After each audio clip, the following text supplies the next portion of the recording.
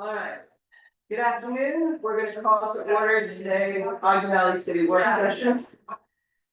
Today is March 9th. It is 2 p.m. We are having today's meeting in the Huntsville Town Hall. Council, we are also available online via Zoom for electronic participation. I'm going to go ahead and call roll really quickly. So we have everyone present and a quorum is established. We have council members Hickman, Booth, Shaw, Hoagland, Julie Baker, and I am Mayor Wampler. We also have our recorder, our treasurer, and our IT director are present as well. Everybody who is able, please stand for the pledge.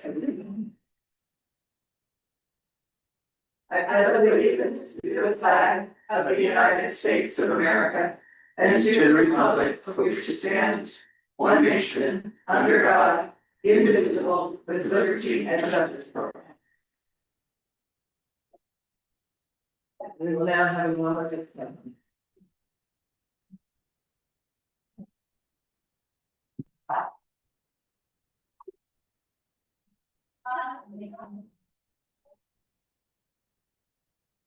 Thank you. All right.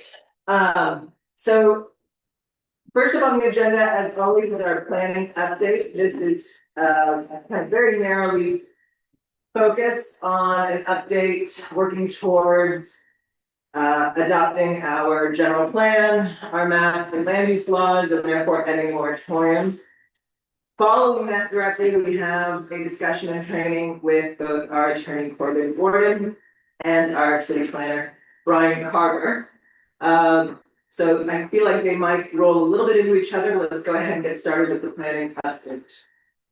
Yeah, I think that Ryan put together, I think hopefully everyone got the report from him. Excellent report. If you haven't had a chance to look over it, I would encourage you and recommend you to do that because it gives a lot of the information. He's added one thing that's been helpful.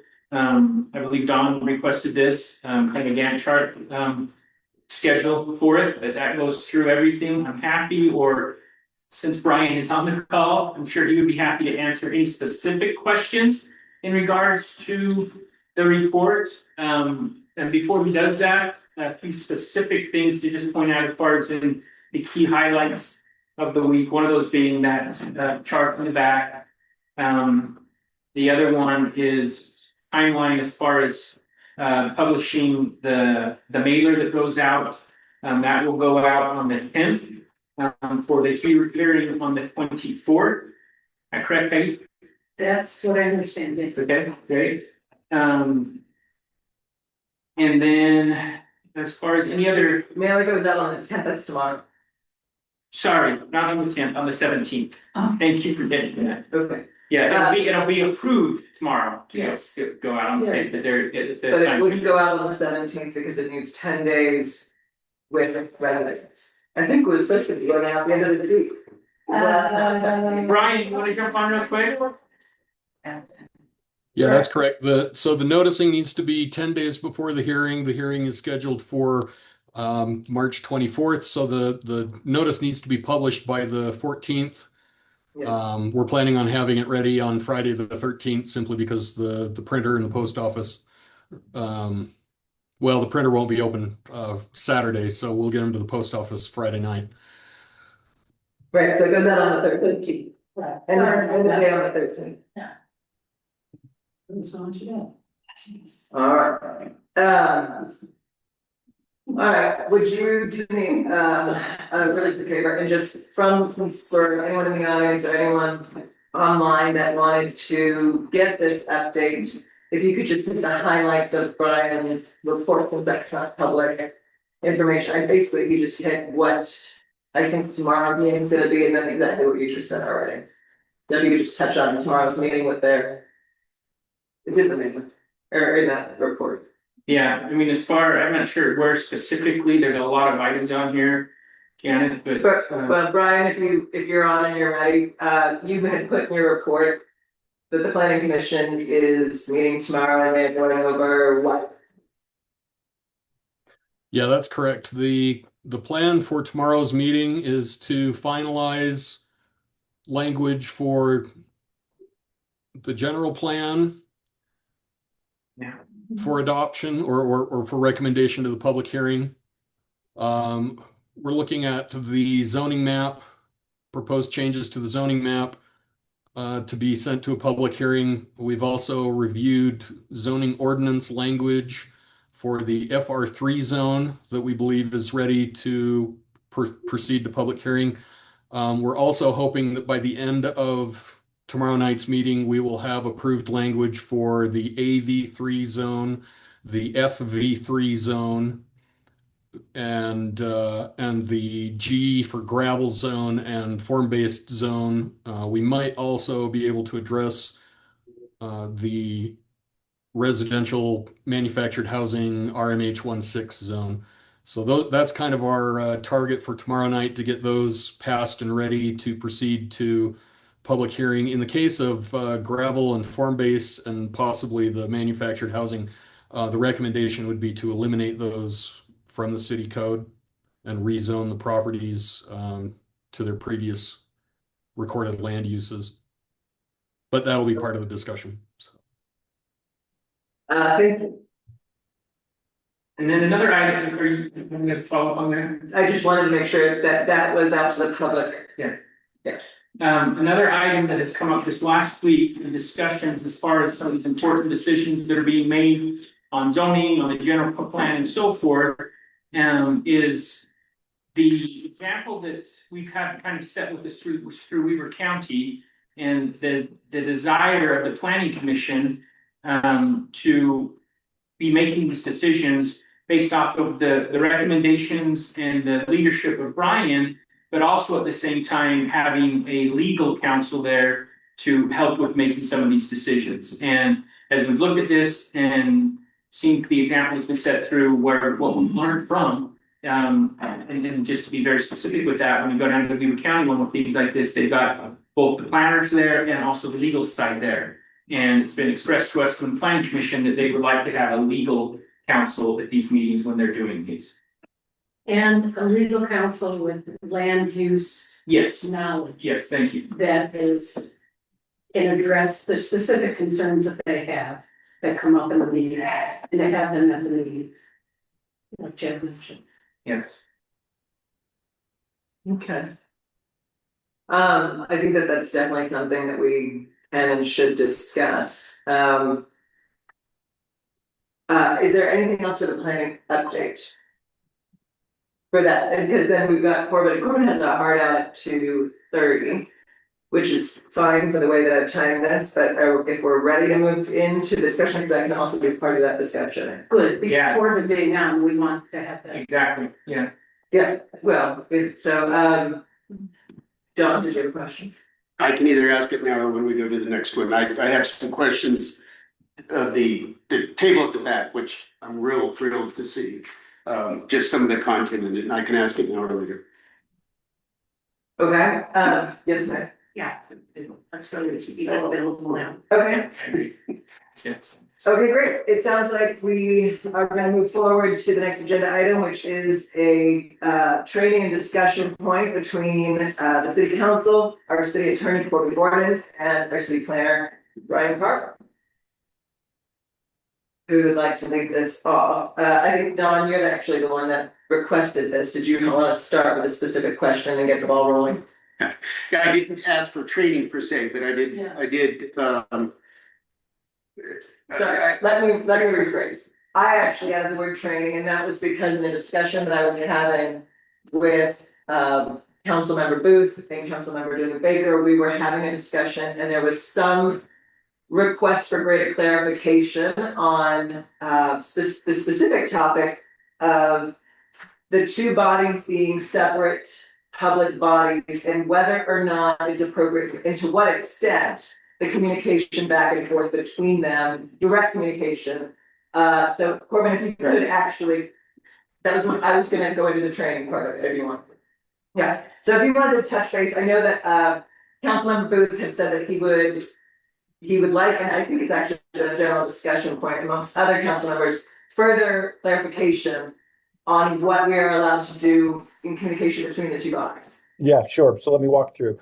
They are independent bodies. The planning commission has the right to stand alone and debate and make recommendations, whatever those might be.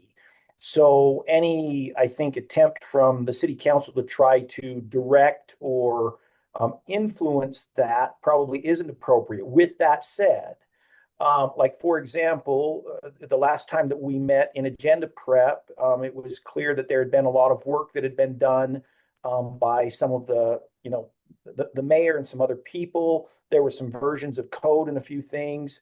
I don't think there's any problem with having the planning commission, if it so chooses, to say, hey, we'd like to have, the mayor can come and make a presentation and say, hey, this is what we did. This is where we are. It's not basically telling them that they have to do something, but bringing them up to speed on the work that was done prior to. I don't think there's any problem there.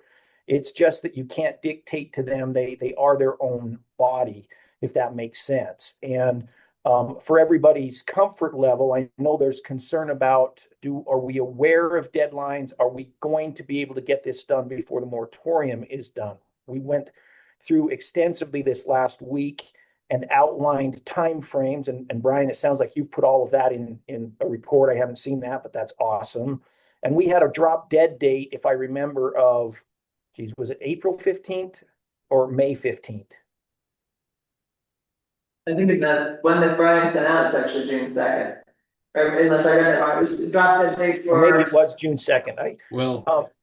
Yeah, the 9th of June, at least according to the minimum noticing requirements from the state of Utah, the 9th of June would be the last chance that we have to publish any public notice for consideration of documents for public comment. And then, the city council's last chance to adopt anything would be on the scheduled meeting on, actually June 30th isn't a scheduled meeting, but it could be. June 30th would really be the last, that week. And I think we had discussed, but we had discussed that the planning commission understands the timeframes, and we had discussed a drop dead. It's like, look, you have to get this over to the city council. And I think our goal was to get it over by May 15th. So this is going to be coming to you all along the way, but they understand that they need to be done with their work and get things over to you. And that will give you a month and a half to go through your process and finish it up.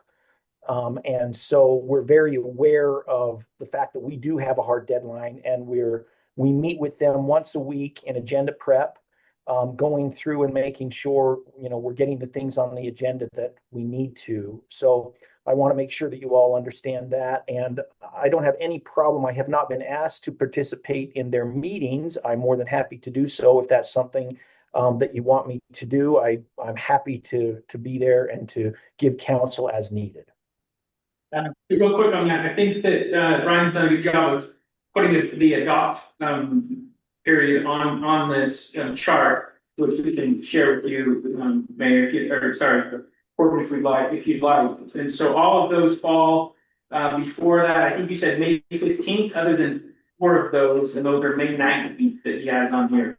So it all is within pretty closely to what you just said, that drop dead date. Yeah. And then our other issue with what you were just talking about there too, the concern we have is specifically as far as legal counsel goes, when it comes to land use regulations and laws and ordinances on that.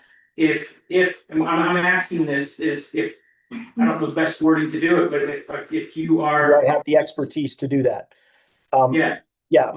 Municipal attorney is a land use attorney. The primary thing that we deal with on a day-to-day basis is land use. That's the primary thing that we deal with. And so, yes, I've got over a decade of experience dealing with land use. So I have no problem saying, I am very qualified to be with them and to answer questions that they may have. Okay. Yes, Don. Thank you, Corbin, and thank you, Planning Commission, and if any of you are online today, because I think you guys have got the Herculean effort, and you guys were all a team getting all these land use codes done. If I'm not saying this is the case, this is a hypothetical. If we are concerned about the schedule just choose one of the land use codes, and we would want to see it higher prioritized, moved up in the schedule. How would we go about doing that? We the five sitting around this table are the ones who vote, and we might say we need more time to review this one. How would we go about requesting of the planning commission to change their priorities and get it to us sooner?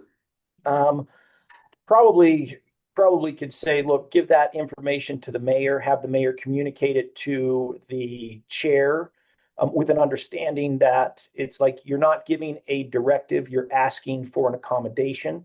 And I think that they would be clearly willing to work with you on those kinds of things. And so if there is a higher priority, then, just communicate it with them. They're certainly willing to, they're trying to get this done as quickly as they can. They understand, it's like we're on a tight leash here.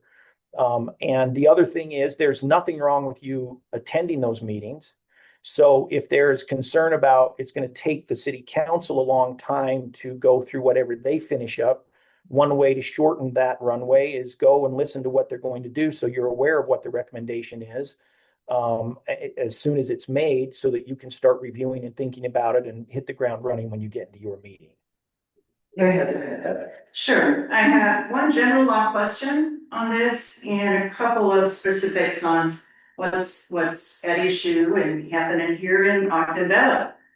Just in general, I'm trying to understand if mayor actually tells the planning commission, we want this by such and such a date. That's kind of an undertaking. Now, is that illegal? I don't think that you can give them that. They're a standalone body, and they can work that through. Now, Well, I mean, so I guess, Kay, rather than argue the legalities of it, I think if you ask them to do that, they will do it. okay, and just let me push through a little bit, because I think perhaps we've been too scared away of making our hopes and desires known by the notion that they're separate entities and we cannot ask them. I can see that working for judicial determinations and applications that they have to make. Of course, the city council can say, you've got to grant this. But by its very nature, the work they're doing emanates from the council. They've been given the general plan and asked to revise it, and that emanates from the council. They've been given, the underlying organic code as the baseline. They've been asked to use that as the underlying code. And it would be my understanding, just administratively, that, as we have said, the city council would like these done by X date and view code ABC as the highest priority. So it's a matter of administrative relationship, administrative law. Is that so problematic? Because we have already done that. They have been given and delegated work already by the council. So just so you understand, the mayor has been involved with the agenda prep the last couple of times, and we've had extensive discussions about what is the higher priority zones. And so this is not something that they haven't talked about, and they've prioritized, I think, all of the residential ones based on some of the direction that we've received from the mayor. And so again, just understand, Kay, that you can't demand it of them, okay? They are a recommending body. They can make whatever recommendation they want, and you get into trouble when you start dictating to them. It's like this, I want this type of a recommendation, or I want this now, and I don't care if you're not done with it or not. So, and I don't think that that's what you're saying you're doing. So I just think that rather than get into the legalities, we're communicating with them. They're working very hard and trying to accommodate. We all recognize this is a very unique situation. You'll never be in it again. And if there are concerns about it, just tell me what the concerns are.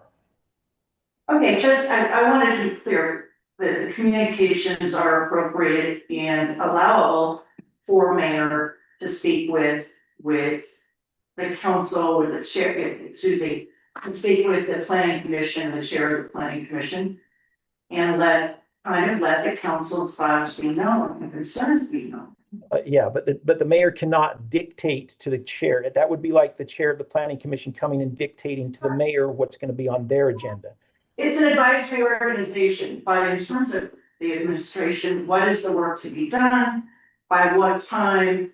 And we can't do. Can you say, I just heard you say we can't say it has to be done by now. I think so. I heard the same thing, but Chad had his hand up. Mine was, Corbin asked the question, well, if there was a concern based off of that, and I would just follow it up with, based off of what Brian and Angela and whomever else worked on this, I'm not sure exactly who was the people directly involved with the chart, but if there is a concern there, I think that probably should be discussed within, you know, and being able to take that to the, if there's a certain prioritization that maybe they didn't hit on here, like what Don, I think, was alluding to earlier, if there's certain things, maybe we can address that. Yeah, And just take tell it- us. Just tell. I mean, it's like what? Just communicate it.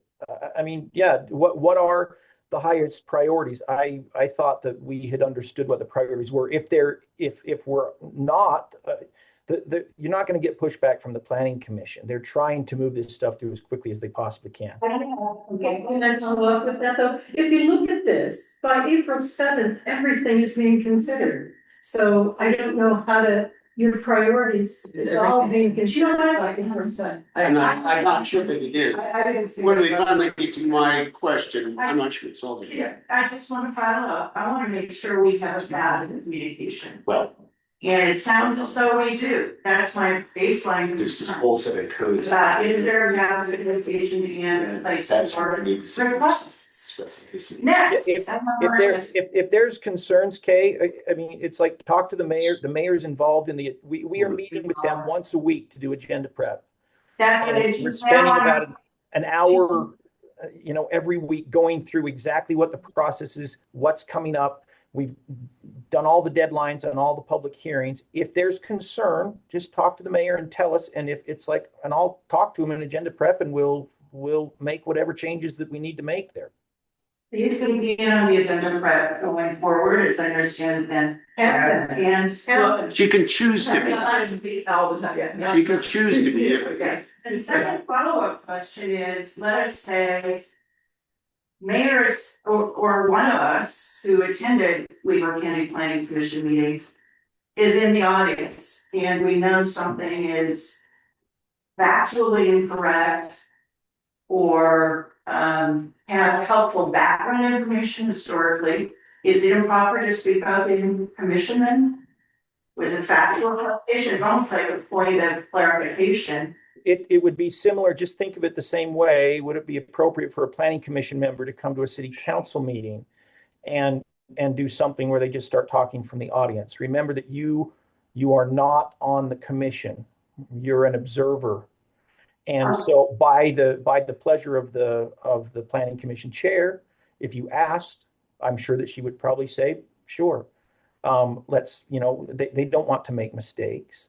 But it's not something that you can demand. So it's just ask. And that's one of the reasons why I believe, Corbin, it's essential that you are there. Because there are maybe some points of law or facts that can be addressed, that need to be addressed. And the planning commission is actually asking for that. Okay. I think that would help. So we don't have to do anything like that, but an attorney is there in those meetings to make those clarifications. And one follow-up for that, I wasn't counting on any of us being there to make legal. Point of clarifications. But I think what maybe most needed is people with background in Weaver County zoning. In these zones and this general plan. So where are we going to have that resource? My hope is it's on the planning commission. That's their job. And so if there is concern that they don't understand that or that they're not up to speed, again, based on what my understanding is, the mayor's the one that's got the most background, the one that spent the most time. And if there is a need to say, hey, let's put her on the agenda and let her come and make a presentation, let's do it. There we go. Ask the planning commission to do that. That raises a question for me too. One of the struggles, I think, of the planning commission is looking at two different approaches to this. One, we were told that we have tabula rasa, a blank slate. We can begin because we're a new city, we decide our own zones. The second approach was we have to look at the Weber County zones and roll over a lot of that or what we choose. So Corbin, can you give us info, what is the right approach to that? So that I think it's neither nor. There's a practical answer. Okay. At this point, you've got 6 months. You have to get code in place. You don't have the luxury of completely redoing every zone. Your zones aren't going to be perfect as we come out of the moratorium. My hope is that they're going to be 85%, 90% of the way there, right? And then when we have, and so we want to make sure as we're working on these zones that you're addressing the big things that you're most concerned about. And it's probably easier to take zones that you are familiar with, that you may not have any objections to, and get those in place. And then we can notice those up and we can take it through the process and you can make whatever edits you need. I don't think it's realistic to say you're going to start brand new from a code. The other thing we need to think about is there's a certain expectation of citizens. If you're particularly down zoning or taking stuff away, you have the right to do that. You always have to look at what a taking might be. You have pretty broad latitude on that, but there's needs to be that discussion as you do it. And so as you go through this process, again, from a practical standpoint, this is very unique because you do have a short time frame. We have to get these in place before the end of the moratorium. After that, you will have the time you need to go through and pick apart every line of every code. So for example, the gravel zone. Sorry, I didn't see your hand up there until I saw the picture. Look at the gravel zone. So when you look at that, do you think we don't have a gravel zone because we're a new city? Do we want a gravel zone? Or are we thinking of taking it away? I don't know. And so you understand, the planning commission makes a recommendation, right? You're going to make the decision ultimately. And so it depends on the people sitting at that table. Do you want a gravel zone? Do you want to rezone something? And those are things they're going to be landing on your desk here shortly. And you're the ones that are the policymakers. You're the ones that are going to make those decisions. And so I don't know if you want a gravel zone or not. And you may not completely agree with everything that the planning commission recommends. In fact, I'm guessing you probably won't. That's why they're independent, right? Corbin, let's stop you. You've got 2 minutes before you have to head out, and I want Don to get the question that he originally wanted to ask. Yeah. I have 4 questions, Corbin, so good Yes. luck. Number 1, I understand that we, the city council, can direct the commission to study an issue. Go study ADUs and tell us what to do. Is that true or not? Mm-hmm. Yeah, you can. So for instance, we could say study gravel and tell us what to do. Mm-hmm. Yep. Give us a recommendation. Yes. Okay, so that's that. I'm not gonna. Brian. Wait, Corbin's the one who asked. Corbin has a hard ass. I don't know about. To Peggy's question, a whole bunch of work was done by Transition Team 3, taking the Weber County codes, and a whole bunch of citizens did a whole bunch of stuff. Question to either of you, are the planning commission using that body of work, or did they start with a clean copy straight out of Weber County?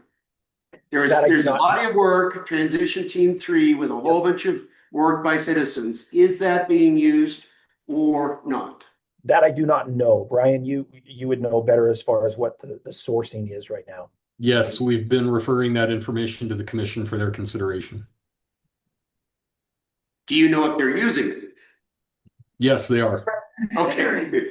They're considered. Okay, Corbin, why the mayor being the interface between city council and planning commission? Why not the five of us or one of us? You keep referring to the mayor. We have not delegated all kinds of powers to her. We've in ordinance or otherwise, why her versus one of us?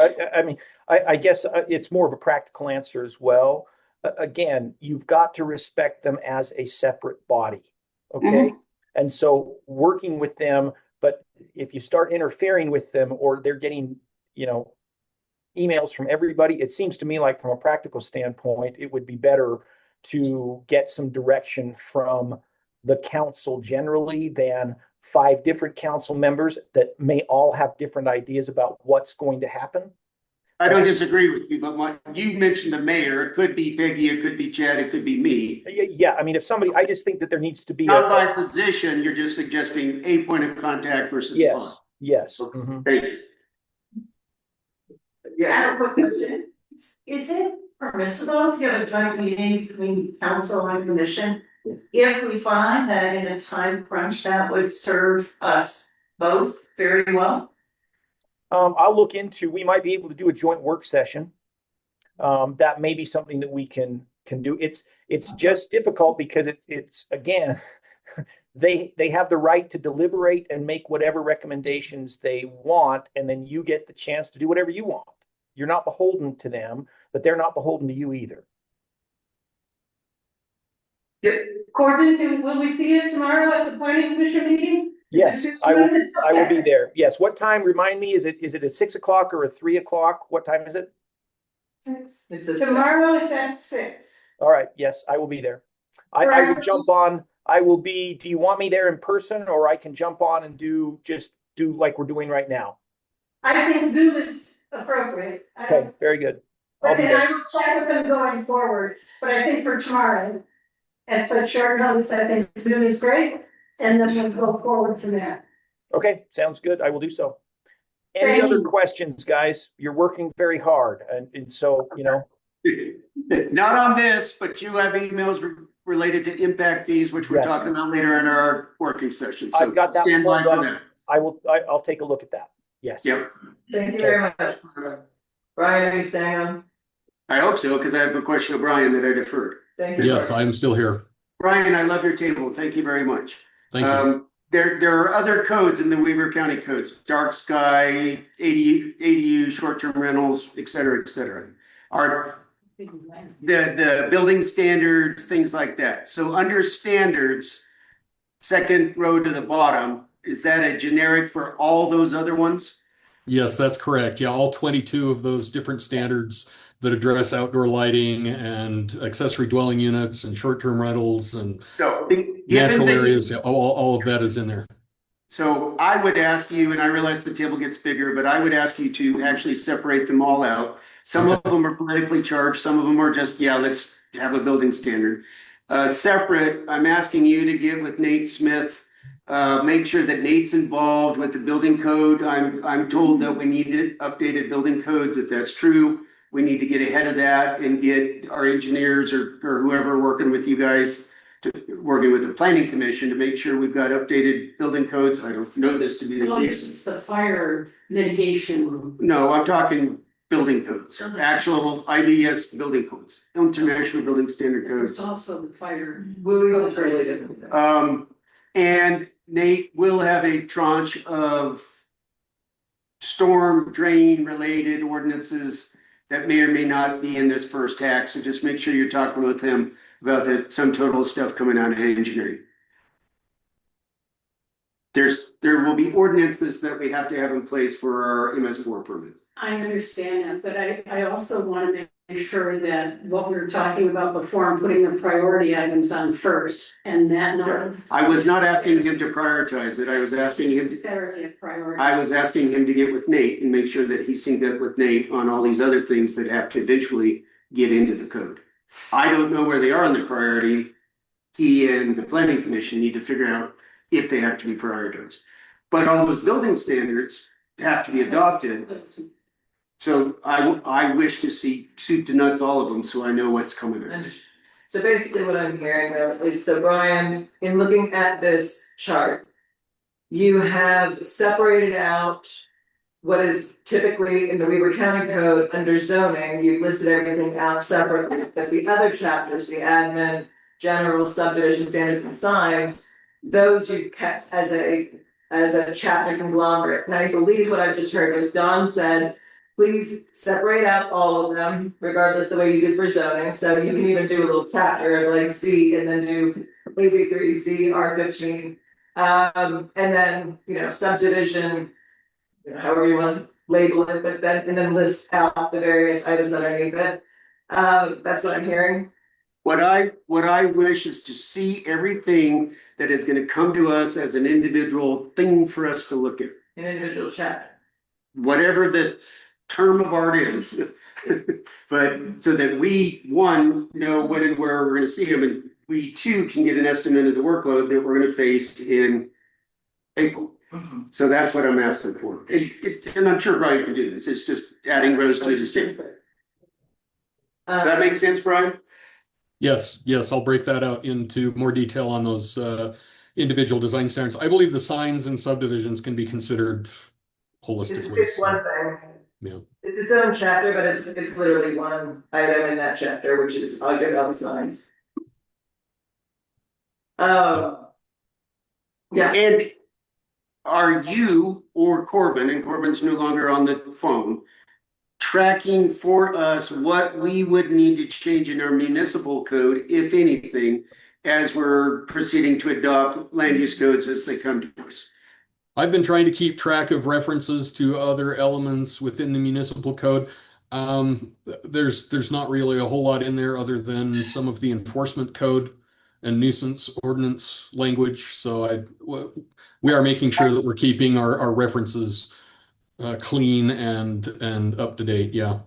Pay particular attention to Title VI, where we adopted a whole tranche of Weber County's codes to include things like sewers and water and things like that. So there may or may not be overlap between them, but please be tracking for us and then come to us with recommendations. I don't believe the municipal code has to go through the planning commission, but we would need from you all, hey, you might want to change this and this and this to make it consistent.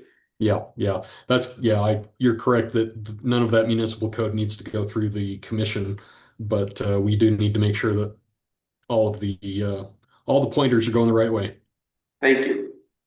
I love the table. You knew I would. I had an inkling. Speak engineering there, Brian. Thanks. I would like to ask, the question did come up over the weekend if the city council was considering holding its own round of public hearings after they consider changes to these elements within the land use code. The state only requires that the planning commission hold a public hearing. There's no state requirement for a local hearing, although Weber County and many other jurisdictions also hold a second hearing when the city council makes a decision. So if you are considering doing that, I can add that to the calendar. It's going to, add a couple of weeks to everything being finalized, but I just want to make sure that I'm planning for what you are planning. Yeah, can you explain, Brian, what that would entail? Like, how much more? Is it basically just a repeat option for the public? Does the planning commission want a hearing? Is that enough, or would you recommend doing both? Because is it after the fact of getting the initial public? I'm just not aware of how that works. It would be a second public comment opportunity. The planning commission would propose changes. The public can then comment on those. The planning commission considers those comments, makes their final recommendation to the city council.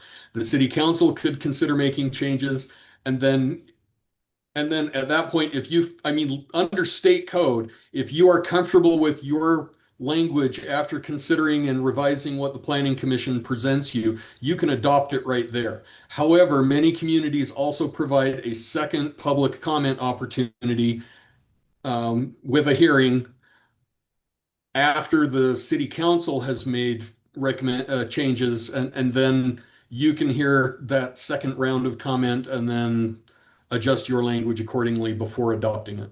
So it's simply a second opportunity for the public to weigh in on any changes But it's not required under state code. Okay. It Yeah. would add at least a week, possibly 2 weeks to the calendar for each item that we need to adopt, because depending on how long you want to notice it, and most communities do provide a second 10-day public notice period. So, we would be looking at another 10 to 14-day gap between your meeting and the public hearing. So, my recommendation is where we are under such a tight timeline that we forego any extraneous meetings. If you don't need to hold public comment, I wouldn't hold yourself to providing that. Although if you feel like an issue is contentious enough, or if there is enough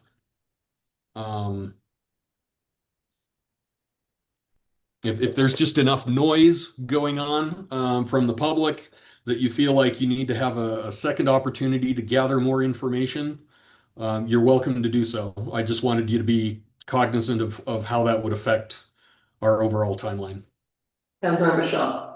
Well, I was just wondering on the timing, if we added another 2 weeks to your chart. Because if I go by June 30th, that would take us past the July date, our deadline there. Well, what I would say is look at if you're looking at my schedule chart, what would happen is I would add an additional 2 weeks between the city council considering an item and then adopting it. So, if we're looking at those light green squares versus the dark green squares, you're going to put another 2 week gap of I colored it orange, but you're going to put another 2 week gap in there. So if the planning commission is holding a public hearing on March 24th and forwards their information to the city council for your next meeting, you could consider that information on April 7th. And actually, if you have no changes and feel like there's no additional deliberation or changes necessary, you could adopt what the planning commission has sent you in that exact same meeting. But if you feel like you need to provide an additional opportunity for public comment to gather more information, or to help the public feel like they're being heard, that's going to add an additional 2 week gap there, to where instead of having that ordinance ready to adopt by April 7th or April 14th, we're pushing it out to the 28th or May 5th. Sorry, I interjected here, Councilmember Hoagland. You had a comment? Yes, just a few ways to approach this. But the goal should be the deciding body, which is this deciding body, being able to hear from the community before we vote to adopt. I'm throwing out and brainstorming some ideas. We could go to those public hearings and you will hear what the public is saying at the planning commission hearing. That is one way of hearing. May I ask, can we all go? You can all I go. think so. We just can't talk. Well, you can't speak to advance a decision on what's being discussed. So that's one way to get public input, but I believe it's most likely that we're going to want to hear from the public before having a final vote on much of this. And so I think it's imperative to build that time into the schedule. I never conceived of a situation where we would take recommendations that are merely advisory recommendations. And I say merely with all due respect, this is hard work, but then make a final decision without listening to the public. So, here's my recommendation, and I've been familiar with that part of the code, and I think I brought it up before, but in my opinion, and granted, we can have Brian go and go back and show what it would look like to pack in another couple of weeks between these two things. My recommendation mirrors a bit with Brian here. The way that I've foreseen this going, and it's not the ideal situation. The ideal situation is that we're taking our time and we're, striving more for perfection and getting as much feedback as that's the ideal situation, but that's not where we are. We are 2 months into a 6-month moratorium. And we have a lot of codes to get through that need to pass through an advisory board and have a public hearing before they come to us. So the way that I foresee and the way I advise this to work is that the minute the planning commission publishes for public review and therefore their hearing, any of their recommendations, that is the start date of when the city council receives and starts reviewing that document. You do not wait after the public hearing, you start reviewing right in time with everybody else. The public hearing is by law, they come in, they can speak, they can send emails, they can do all of that. There is also public comment versus public hearing. All of our meetings have public comment. People are welcome to come in and talk about various zones and whatever else during the public comment section. So it's not that we won't be hearing from people, plus they're welcome to send emails and everything else. But to actually host a formal public hearing, a second one that is not required for everything that's going to be involved, because how are you gonna argue doing some but not others? I mean, we can make that argument, but think about how you wanna do that. I think that you are going to get very, very close to the deadline. If not running a little bit of foul. So, my suggestion is that we do the legal requirement. This is also part of the reason why we were not suggesting starting from scratch, that we're taking the base of what we have, fixing the most egregious issues we have with the Weaver County Code. And that way we can go through, people are familiar with what they currently have, what their rights currently are or were. So we're passing through that, and they have the ability to come in during public comments and in emails, all these things. Then afterwards, if we want to go back and really dig into things, the most controversial ones, the STRs or anything else, that is a separate thing once we are out of the moratorium. And that offers multiple, and I think it should be our situation that when our planning commission is up and running as a normal planning commission with applications and this and that we do hold a second public hearing on things. Absolutely, but I do think that this particular time period of getting ourselves through the moratorium within the time frame that is legally permitted to us, we are gonna have to act in a different manner. Two questions for Yes. We're in alignment. clarification then. So you were anticipating having public comment, not public hearings. I have public comment in all of our meetings, but Okay. not work sessions. Okay, so we would have some robust meetings where it would be open to public comment before we vote. All of that. Okay, so that's helpful, and is it the case that the only difference between a public hearing and public comment during an otherwise regular meeting is the notification procedures? It's a formalized process Okay. of hearing. Okay, And I just wanna hear, live here, they're doing it on their own for via comments, right? Right, so in both of them, you give them a set period of time, but in a public hearing, there's a very specific topic that is being addressed, whereas in a comment, someone can come up and talk about AB3, someone can talk about science, someone can talk about their neighbor. but you're talking about a meeting where the public can come and comment on what we would be about to vote on. Any meeting we have, if we're not voting on anything right now, they're welcome to come in and give us public comment on what they wish to see in anything, in code, in the general plan, does any, I mean. Right now, Blaine could raise his hand, say, I'd like to make public comment on the general plan. Yeah, absolutely. Right. Public comment on And anything within the city. At our formal meetings, you open it up with public comment.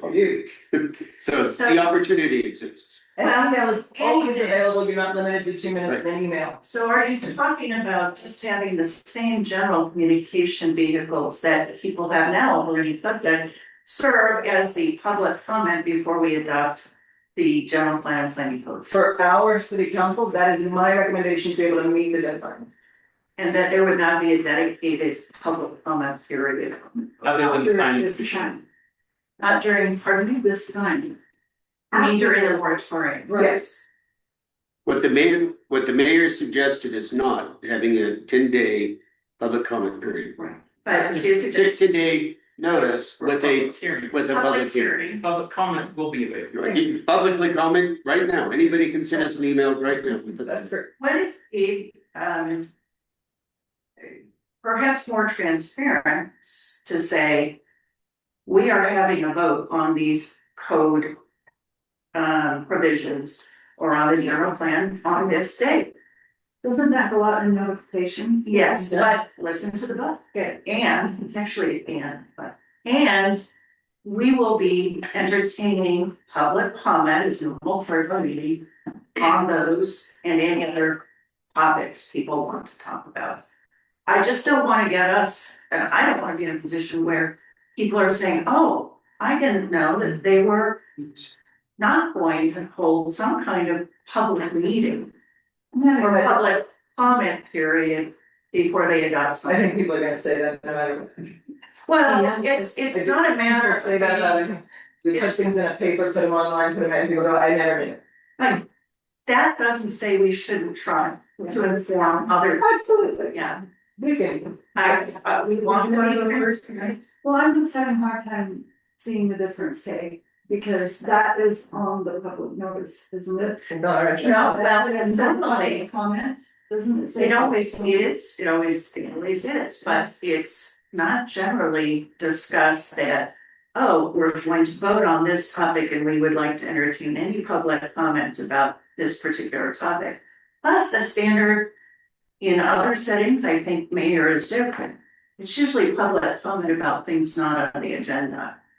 But mayor is allowing public comment on anything. I just think we're selling ourselves short and selling and not opening up to having discussion before we adopt the land use code and the general plan. As minor as the changes may be, I'd rather say we're gonna have public comment on such and such a date and we're gonna have a vote on these provisions. And if no one comes to comment, so be it. But I don't like the notion that, oh, anyone could comment now about the general plan. Does anyone out there have a comment? I think that's a little, it's not being clear about Okay. the dimensions of our. And I'm gonna come to you, but I do wanna say, because we're gonna get off our timeline, we're already there. But for the agenda, I think that the specifics for communication and all that other stuff, we can definitely work out. Yeah. In a smaller group setting than having to do all six, and I don't wanna get us too far past our skis as the agenda goes, but yes. I think this is important for us, six of us, so Jim, What's that? and so. Yeah, that's. And as I look at the calendar, you know, we're trying to get finished by May 19th. If we push it out, it'll be still in June, all the way till July. I don't see how that's gonna get too trimmed. To give the community a little extra time to look at it and to review it before we. They're doing what another game, they're gonna have a. Yes. Do you wanna do them on everything or just certain things? No, well, they're grouped. I mean, they're, on the 14th, we have 1, 2, 3, 4, 5, 6, 7, 8 different items to adopt. So what's the harm in doing those 8, moving those up 2 weeks, like Brian said? If you look at the calendar, the green just moves 2 weeks, it's still well within our timeline. So I just want us to consider what would be important to people as we do that, that's all. I think it's. Yes, Mr. Hickman. I think making it as clear as possible to the citizens and residents of the city that this is going on, that they have the following opportunities to comment on the land use codes that affect their property, to communicate it as much as possible, to include the planning commission and whatever avenue we choose, to me is good enough. I'm not convinced that we must hold a separate public hearing before it comes to us. You don't must, there's law. That we choose to do so, I am sensitive to, there are people who want to build houses, who are waiting for a process to be complete so that they can enter into contracts with contractors before those contractors say, screw you, Ogden Valley, I've got to make money, I'm going to Cache Valley. So I don't want to delay any more than we have to getting the necessary land use codes in place. And I told you guys I was gonna do this a month ago so that Blaine can build his house. Thank you, Blaine, for playing along. But every week matters. Blaine cannot enter into a contract without certainty that their codes are available for him to do the permit. If I can respond, your position though assumes we hear from the public via public hearing. You know, my position, Okay. my position, my thought, I believe that we can communicate to the citizens, those who will read and listen. I'm with the mayor, many won't, but in the paper, here's what's going on. Here are all your opportunities. AB3 is being looked at right now. If you have an opinion on AB3, go to the planning commission. If you're not satisfied, send an email to your representative and send. I believe those are ample opportunities to speak into what that person would want to be in the final adopted ordinance. And communicating that we are on a hard deadline. That we- Well, I think that's part of it. Look, we're in this deadline. I'm not convinced that we need to choose an additional 2-week in all of these. Now, there may be one, there one or two of them may be so sensitive that we may choose to open it up for a public hearing. That's my opinion. I think you should challenge. Maybe Peggy and me, that we feel that it's important to hear from the public, to come up with a plan that would allow for public comment without extending the timeline, because that is doable. Okay. How is that? You do not have to have a public hearing. You and I are in violent agreement. Yeah, I mean, we're saying that's what. So let's not argue about this. Just a minute, Lane is my friend too, and I want him to be able to build on time. We can do this, we can do it all, so we can listen. All right, I have one question of our planner before we let him go. Yes, please. Go ahead. Planner. Yep. You said that the planning commission is looking at the historical zones for zones that they might change. I'm putting words in your mouth. What are they looking at for the form-based zone? They're discussing eliminating the form-based zone as a And replacing it with what? replacing it with the land use zone that was assigned to the property prior to the designation as form-based zone. So for most of the properties, it would revert back to AB3 with the exception of, I believe, one set of parcels going back to FV3. Have they considered how they would enable the node of the village in that case with AB3? There hasn't been a lot of conversation on that, no. Okay, thank you. Thanks, Brian. Anything else for Brian? I don't believe so. We've got two people in the audience that would very much like to speak. So I'm gonna give you guys a very brief moment. Go ahead, Mr. Dunleavy. And so this is Shane Dunleavy for the record. So maybe. 3718 Wolf Creek Drive. I just wanted to say the public comment for the council is unclear. And when I read it, is it gonna happen? Isn't it gonna happen? And I would like that to be more clear if we're not gonna have a public hearing. My second comment is when the incorporation happened, one of the bases of it was to give the public more voice and more opportunity. And it seems like we're leaning the other direction, less voice, less opportunity. And if we're gonna be doing things like downzoning AB3 to AB5, those aren't minor things. Was that just? And it popped up in one of the planning commission meetings. I don't know what's gonna happen or not, but eliminating the zone, things like that, those are pretty major things. And I think there needs to be ample opportunity for the public to weigh in on that. If I had a gravel zone and I heard it was going away, I'd have a problem. I'd be like, okay, you're taking that away. So I want the opportunity to communicate that. Anyway. Yes, I wasn't aware that that was a discussion. But yes, I agree with you. That's all. Sir, yes. Art Rager, 8051 East, 100 South.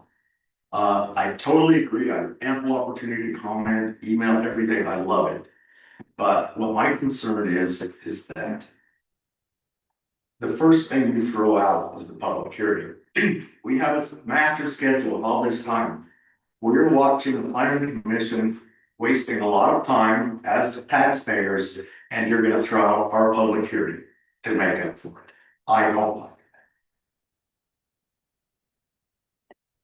Let me ask you this, just as a follow-up, is if you had the opportunity to comment without the formal notice, that's the difference.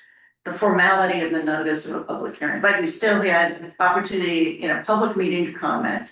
For me, I have ample opportunity, if you don't have a public hearing, it doesn't bother me. I will wait until the other people. May I make a comment?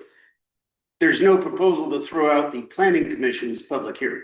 I know. That I happens. know, but the first thing you were talking about moving is your public hearing. Well, we talked about adding one because we don't have one. So the question was, do we add them versus throw them out? Just don't let the public hearing be the first thing you throw out to make your. Right, so thank you. It's very important. I understood. Did you have another? No, I was just wanting to clarify because it's the planning commission. But for us, as I understand it, we're not required to do that public hearing, so we're not throwing anything out. But It's not. neither is the county. I was just gonna say, And then, yeah. And they yeah, do. they did it. It's the one you choose not to do is our thing. Understood. And as I mentioned, I think our standard practice should always be to have another hearing available at the city council level.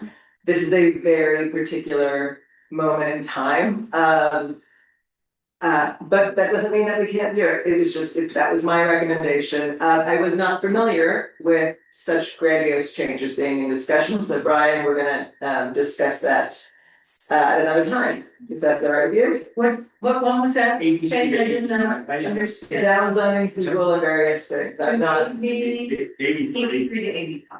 Oh, it was just two planning commission meetings ago, there was a discussion about going to 5 acres instead of 3, Oh, okay. But it wasn't anything that. and it was just. So That was the discussion during the planning. It was just. Here. Yeah. Okay, all right, we need to move on with the agenda, so it's, Brian, thank you very much for participating, I'm not sure if you're sticking on for anything else, Thanks, Brian, I'm good. Build it on.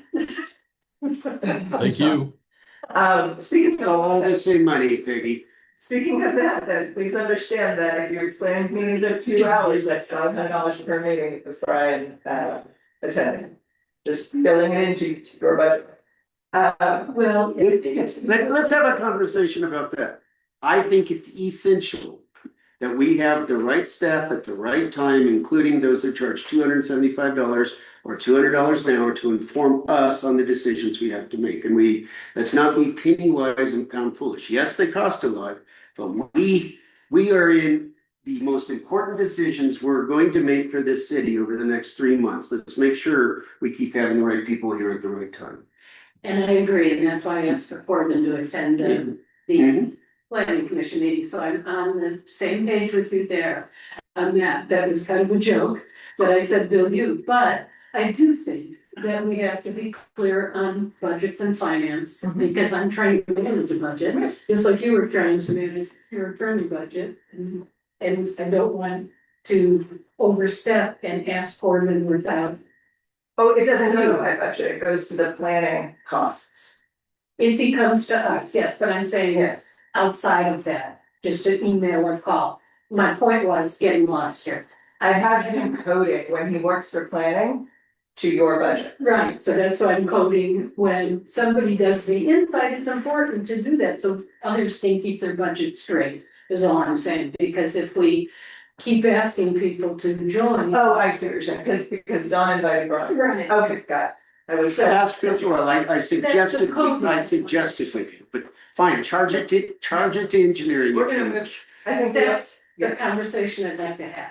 okay, then we'll have that, but we'll have that after, we're gonna talk about building permits right now. Building permits, yes, why don't you put this on the agenda, let me pull this back up.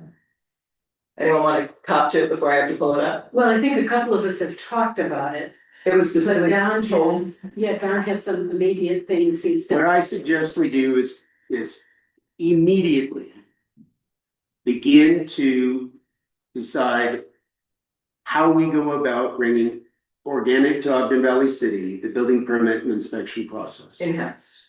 Yes, in-house versus use Stan. Not that Stan's done anything wrong, he hasn't done anything wrong.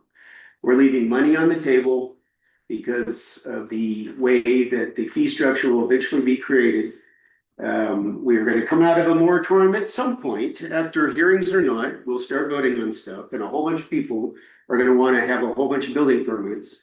And if we don't have this in place before the end of the moratorium, we're gonna have to wait for a while to do that. We can't just change ship right in the middle of the craziness that's gonna occur in April or May or June, whenever we finally get these ordinances in place. So I suggest that we proceed towards identifying exactly what we need. I believe we need an RFP, but Kay's doing some research. I provided everybody a white paper that Chad Bushell created for us based on his experience at Farmington. He listed very specifically, you gotta have this, this, this, and this, and this. That was great. Yeah, so if we need an RFP, we use that plus the work that Sherry did and get an RFP out in the street and get going on this, so that hopefully within 2 months, I'm just making that up, hopefully by the time we come out of the moratorium, we have our own organic permitting process in place.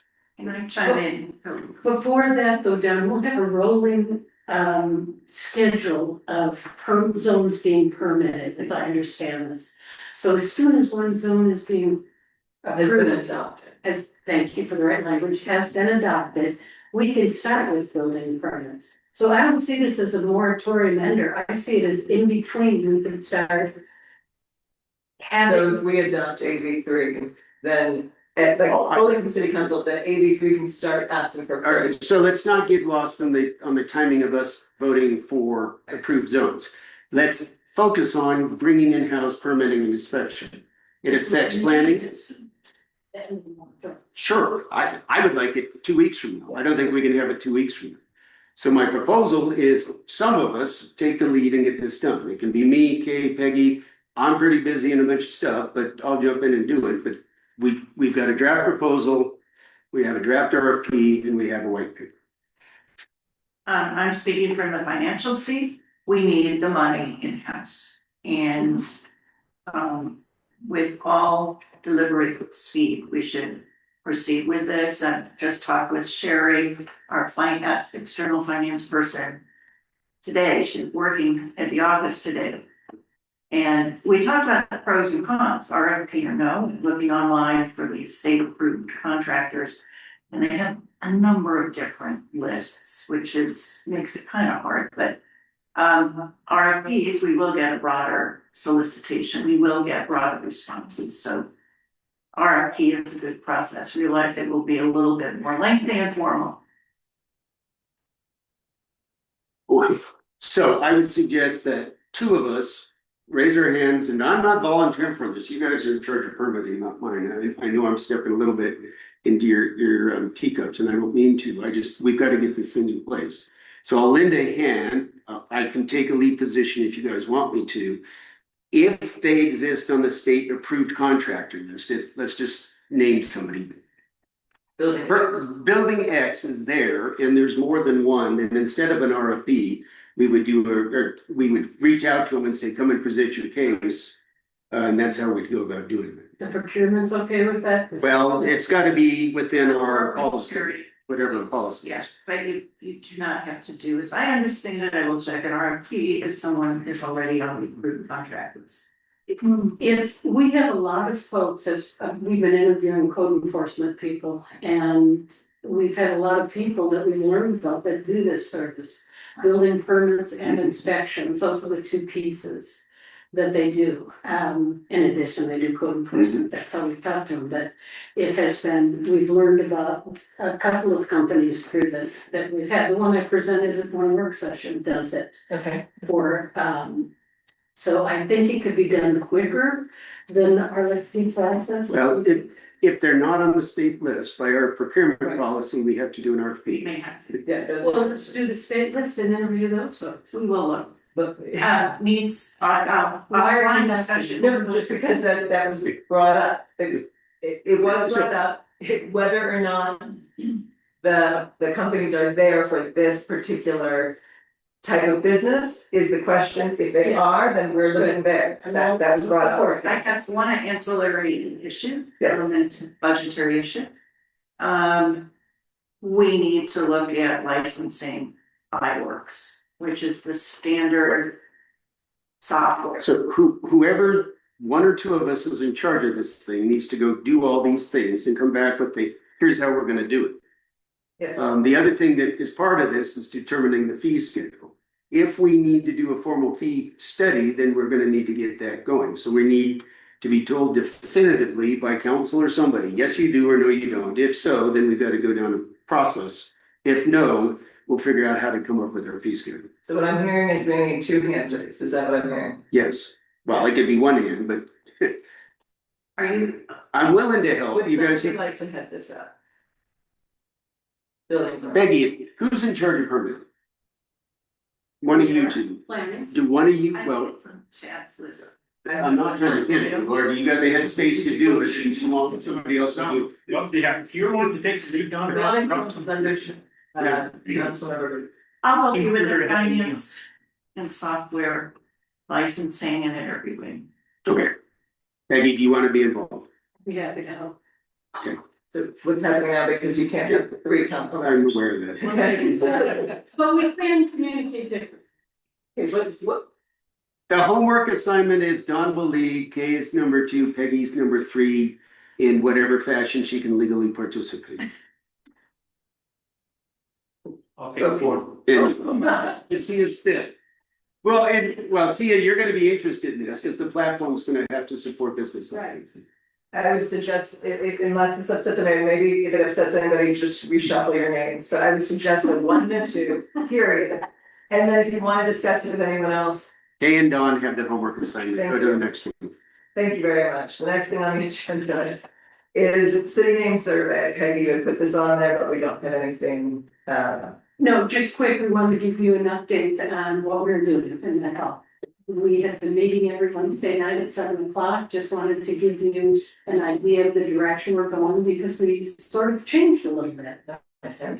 Kay reached out to a professor at Weber State, and he has offered us the help of a student and his software to crunch all the numbers, so Kay, just have a few seconds. Okay, sorry, because I know we ran over, just wanted to let you know the direction. So we're using Weber State, what is the direction? we're using Weber State to do a new survey. And they are gonna start collecting names again. We're gonna put them into the software program, come back down with 8 names, and then do a final survey. So we're back to doing 2 surveys instead of 1. But we think the value of stepping back. I'm confused. Okay, So, okay, catch me up on the point that an announcement was made that there's 1 last survey, this is the paper and everything, that there's 1 more survey. And that the naming committee has a council sponsor and so, we still, okay, Now, that's where I'm at. right, that's why I want to share with everybody, what is a little different, because we have new information. let me talk about the Weaver. When we had the meeting on launching this committee, said, oh, Weaver State is so helpful and wanted to help us, and let me reach out to my contact there. And by the way, this came from the president of Weaver State through the deans into the poli-sci department, initially reaching out, saying, how can we help? In this specific instance, I contacted the professor, and he had a proposal of how to go about doing this. It was interesting and very creative. We went to an in-person meeting, and the women who have headed this effort were bowled over and thrilled, because it gives us external and objective support in identifying the names. Okay. Furthermore, they have the state-of-the-art survey tool, free of charge for us. Well, it's not Qualtrics, it's Qualtrics or something to that effect. They do research with it at the university all the time. It does all the calculations. The women who were advancing this said, oh, we could use Google Docs and a calculator to do the same thing. So what was recommended by the Weber State folks is have an initial survey about that will be more inclusive in reaching out, not just using the narrow list of themes that has been narrowed down so far, but starting with a few broader questions, and then do the follow-up focusing on an array of questions, an array of names. And so all of this free of charge. However, there's a student who happens to be the student body president. Who does really work, who's getting a master's in public administration next year. And we thought it would be appropriate to give her some sort of honorarium. We're not looking to have students work for free. So either through other funds we have, through fundraising, we will give that student an honorarium. We don't necessarily have to tap into city money for this. But what you would like to do is send out a first survey to gather names again. So we have collected from. I want clarification, not names of Ms. Shaw and her husband. This is names for the city. Yeah, For the name, we're not gonna name. Well, no, but you were collecting personal contact information before, so I just want to be clear on what we're talking about. No, we don't want, we're trying to stay away from publicly identifiable information, and they can't collect that in their Weaver State survey anyway, so. What we're collecting, suggestions for names for our city. We'll still have Ogden Valley as one, Ogden Valley City is our name right now. Do we want to change it? We hope to get the survey that Mia has done by Wednesday to share with our advisory group. And to alleviate some of the confusion, the team would like to send out a mailer. We know that everyone wasn't thrilled with paying for that, so one of our advisory members, Lonnie Martinez, got donations, and we have money for the mailer. So we'd like to get a mailer out to everybody saying from the city council, this is what we'd like to do, and then do the final survey. Once we use that Qualtrics and narrow down the names and Qualtrics. So it's a two-step survey, it's not really two surveys, it's one project with two steps. So once we get that out, hopefully we'll have the survey, as I mentioned, by the Wednesday, if not by the end of the week. We'll take a look at it, we'll get that out, we'll generate names, we'll boil it down, and then he and the professor would like to come and present that. And then we would like to do our final survey after we do input. So, my question is, I've been attending these meetings. Hey, if Kay comes, then should I stop attending? You can attend. We just can't talk. We can't talk openly at it, yes. We cannot talk about city business in a way that advances city business. And I think it's important that Kay and I both stay on this because it is evolving with the Weaver State connection. It's gonna change fast and it's evolving, so we wanna make sure that, or either that or we can tag in. So there would be no comments for me on this survey. I wouldn't be able to comment on. You can comment. I would just say, Public meeting. right, so the three of you in a topic, a city business topic situation should not be having an open discussion. If they are leading the discussion because they are part of the committee, or I don't know what you guys are doing back there. The advisory committee. But then I would take things in and not weigh in at that setting, because that would then warrant a quorum. You may Right. attend and listen. And blame. But then separately, if you wish to go up to Peggy or call her, or send her an email and say, hey, this was brought up and I'm confused here, or I have this comment, and you could do that with Peggy, or you could do that with Kay, or you could do that, but not in the setting of Peggy and Kay and you. Does that make sense? And we can arrange for instance, my primary interest is getting the Weaver State connection, getting them introduced, and I have the utmost confidence in the professor and his student who are stepping up to do this. So my only request out of this update to us is, communicate with people. Yes, we will do our best and we'll do our mailer hopefully soon. It's just our timing is a little out of sync with the paper. We won't know till Wednesday, so we're trying to be. Everything you just said here, you can put in the paper. I think a mailer, you can find a mailer. Okay. Great, any other comments about the city name, anything, no, great, we're moving on to the Five Sewer legal status update. Did everybody have a chance to read the email I sent and the links? Yes, sir. Okay, so 2 weeks ago, we talked about the 5 sewers. I gave you an update on the status. The question was, are we legally required to take them? So that question is answered. I'm gonna tell you the answer to that question.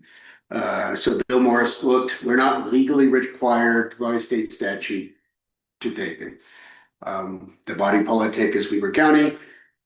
It's theirs. They can't force us to take it. We're under contract, interlocal agreement engineering that says that we will either take them as a body politic or we will create or cause to create an independent sewer system 6 months after the ILA was signed, which would take us to about the end of June.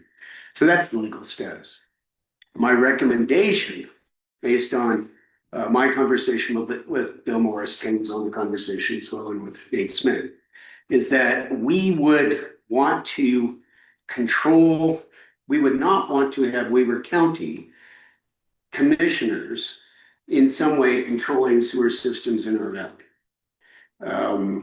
Not because they're evil or whatever, but it's our district, our city, it's no longer being done. So I recommend that we decide, not in a vote, we can decide right here, I believe, to pursue in coordination with the affected HOAs, the creation of a separate independent sewer district and what that would mean.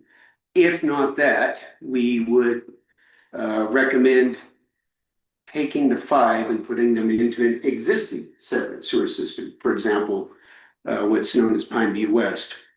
At the same time, said sewer district would, in its bylaws or whatever the legal term is, be responsible to us in the sense that we would be the appointers of the board of directors of said sewer district. The other option in an independent sewer district is there can be an election, just like Wolf Creek or whatever. So either you set it up as a political body and it elects its own, or the cognizant government, in this case us, can be the appointers of.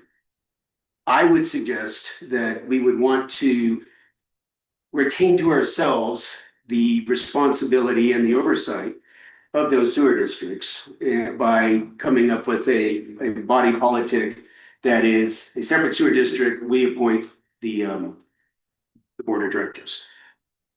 All of that would be done by, and I'm suggesting in what I sent you guys, K because of the lawyer, and finance me because of engineering.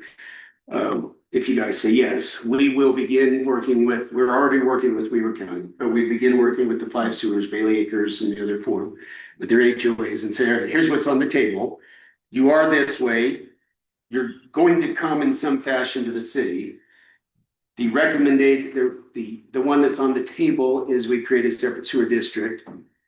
This is what it would mean. Talk with them about it, how it affects them, come up with a best practice on how that would affect them, and come back to here with a recommendation. For example, I don't know what that is yet, but we'd go study it, but it might be creating Ogden Valley Sewer District. I'm just making up the name, which contains sewer 1, sewer 2, sewer 3, sewer 4, sewer 5.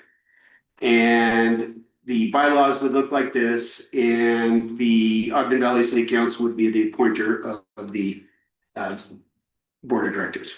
Or we can come back and say, you know, we've studied it, it makes more sense that they vote on it just like Wolf Creek does.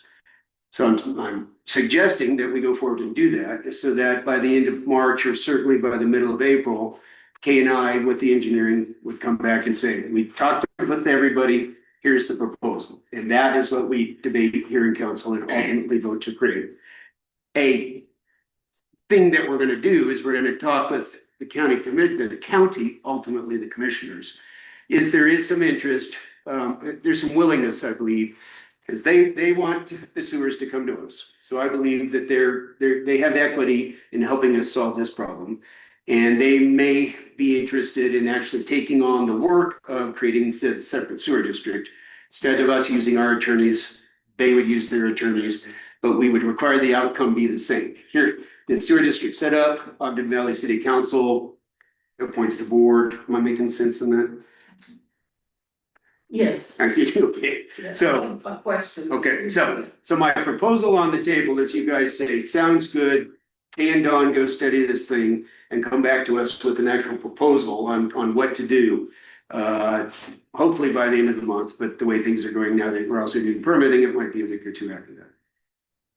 Questions? You go first. I heard two different scenarios. Is there consideration for a third and doing a valley wide one that would incorporate some of the other sewer systems? Is that a possibility? Well, not in what I presented to you. Right.